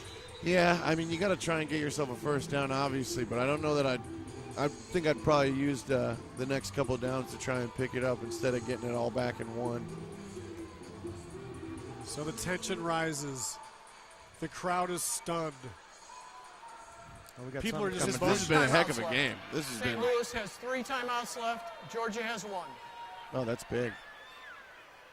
That is. So Georgia's down to 1 timeout and no kicker. We can run the ball. The attack is down a solid defensive player. I think they need to get Grady a little bit more on the outside. Yeah, they're kind of in a predicament here. I mean, they're 2nd and 20, and it'd be great to hand the ball off, make them use their timeout, but you don't necessarily want Johnson throwing the football since he's the backup. But you also got to try and get a first, or you turn the ball over on downs, you give up those points. Well, maybe he could be like Kurt Warner. Yeah, you never know. You never know. I mean, he was probably bagging groceries last week. Here we go, handoff up the middle. I mean, couple that's yards a solid back, play. 5 yards back. You got 5. You still got 2 more plays to make 5 yards. I'd say that might be the way to go right now, is to hand it off to Grady. He's your most solid guy right now. He's got good hands. He doesn't fumble the ball.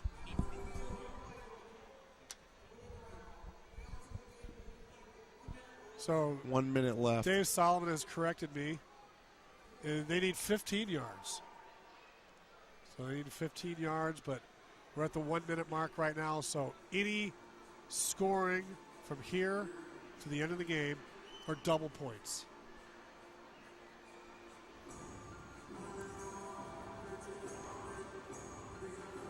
If you rush the ball again, you get to take off a lot of the clock, really put pressure on Georgia, but then you're also not necessarily picking up the first down. So it'll be interesting to see what they do here with Johnson. And folks, we're going to be giving away a gift certificate, $25 gift certificate, to the Paul Videos Player of the Game.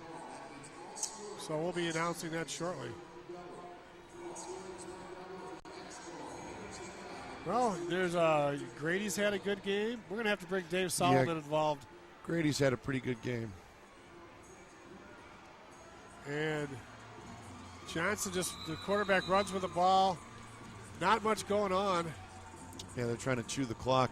See, now the 35-second play clock hasn't started. And the referee stops the clock. So there's about 10 seconds difference. Why does he get to stop the clock right there? They called their last timeout. Timeout. St. Louis. Why would we take a timeout? Their first timeout. That's very interesting. We could have ran 35 more.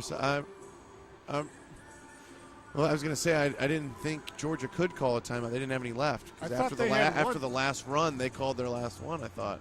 Well, the attack wants us to go down to the wire. So this game's going to go down to the wire. Who knows? It says they have one left. That was strange. That's very strange. It's 35 seconds. It would have been about a 10-second difference. So now it's 4th down. You could have ran around for 10 seconds and then just thrown the ball up in the air. That's you're looking at 4th and 13, but you could be looking at, if you could have taken the penalty, gone to 4th and 18, and only had 10 seconds left on the clock. I'm not sure Well, we're very confused why they would call that timeout, because they just cost themselves 35 seconds. And you got your backup quarterback in. 4th and 13 is not going to be a high percentage throw. And punting is illegal. You can't punt. You're going to give them the ball back now with plenty of time and a timeout. No matter what happens on this play, if they don't get the first down, the clock stops. It could cost them the game. And the Rampage are going to get 2 points if they stop right now. Yeah, that's going to make it a 10-point game. If they score in the next 45 seconds, ball game. All right, here we go. Johnson back to pass. He's rolling around. He's got some running room, though. A little bit of daylight. He gets up. Oh, he fumbles. He's right at the first down marker. He they dives call him for out. Said he was down. He's down short, though. It's going to be a turnover. It's going to be points for the Rampage and their ball. Unbelievable. 36 seconds to go. Change of possession. It's now a 10-point game. So, the Rampage still do wondering or die. what the timeout was about earlier. Wow. I mean, they clearly said timeout. They went to Georgia, and the referee did a spin and went St. Louis. Yeah, it that was was very strange. odd. He was like, obviously Georgia wants to call a timeout. Maybe one of the players did it inadvertently. Maybe there was an equipment problem. That was lucky for Georgia. I mean, they're going to have to throw the ball because the clock will stop on incompletions inside a minute. But with double points right now, like we keep saying, folks, now it's time for this big crowd here. Yeah, a touchdown would put them up, too. Here we go. Simmons back to pass. He's got running room. He spins around, and he's tackled at midfield. 28 seconds to go. They've got a timeout if they need it. The clock's rolling down under 20. 20, 18, 17, 15. Simmons spikes the ball with 13 seconds left. It's going to be third down. Why didn't they just use a timeout? Timeout, yeah. I don't think they have a timeout. I don't know. A little confused here with. It's the first game of the year. Well, they're not working the clock. They should definitely use that timeout. It's things you practice. You go over a game situation. Well, they might be saving it for a field goal. They don't have a kicker. They don't have a kicker. And he only gets 6 points at that point. This is a strange last minute and a half of a game. Wow, well, folks, get your season tickets now. Why this place is not full is beyond me. This place should be packed. Well, after this game, this is a crazy ending. It's getting exciting. We've had a little bit of everything in this ball game. 13 seconds left. Third down and 9. Simmons in shotgun formation. He's back. He's in the pocket. He's going down for it all. Incomplete in the end zone. 8 seconds left, and it should go to fourth down. There we go, yeah. Fourth down. This is it, baby. This is ball game. For all the marbles. It doesn't get any better than this, folks. Sign up right now. Come on down to the St. Charles Family Arena and get your season tickets to the St. Louis Attack. If you can't come down to the game, you tune us in to TalkSTL.com. They got to go 27 yards in 8 seconds, and it's 4th and 9. And this crowd's going crazy right now. Listen to this crowd. Unbelievable. Very cool. I tell you what. Maybe they'll cause a false start here. This is the loudest this crowd's been here. This is the 12th man. All the people from the tailgate parties outside have come back inside to help this defense. So, folks, here it is for all the marbles. And St. Louis calls a timeout. I think it's time to put in prevent defense. I think it's time to quit calling timeouts and get this game over with. Take it home. DJ Prue is up in arms right now with the timeout call. He had a song queued up and everything. Very interesting. Very interesting. So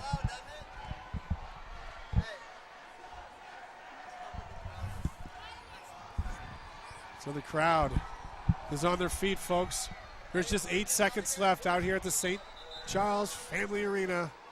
Todd Blackstock and Mike McNeil bringing you the action. Right after this game, we're going to have the Solomon Report. The wrap up. Scotty Boom Boom's right here, biting his fingernails. He's nervous. The crowd's going nuts. chanting defense. I'm feeling a sack by Knoll right here.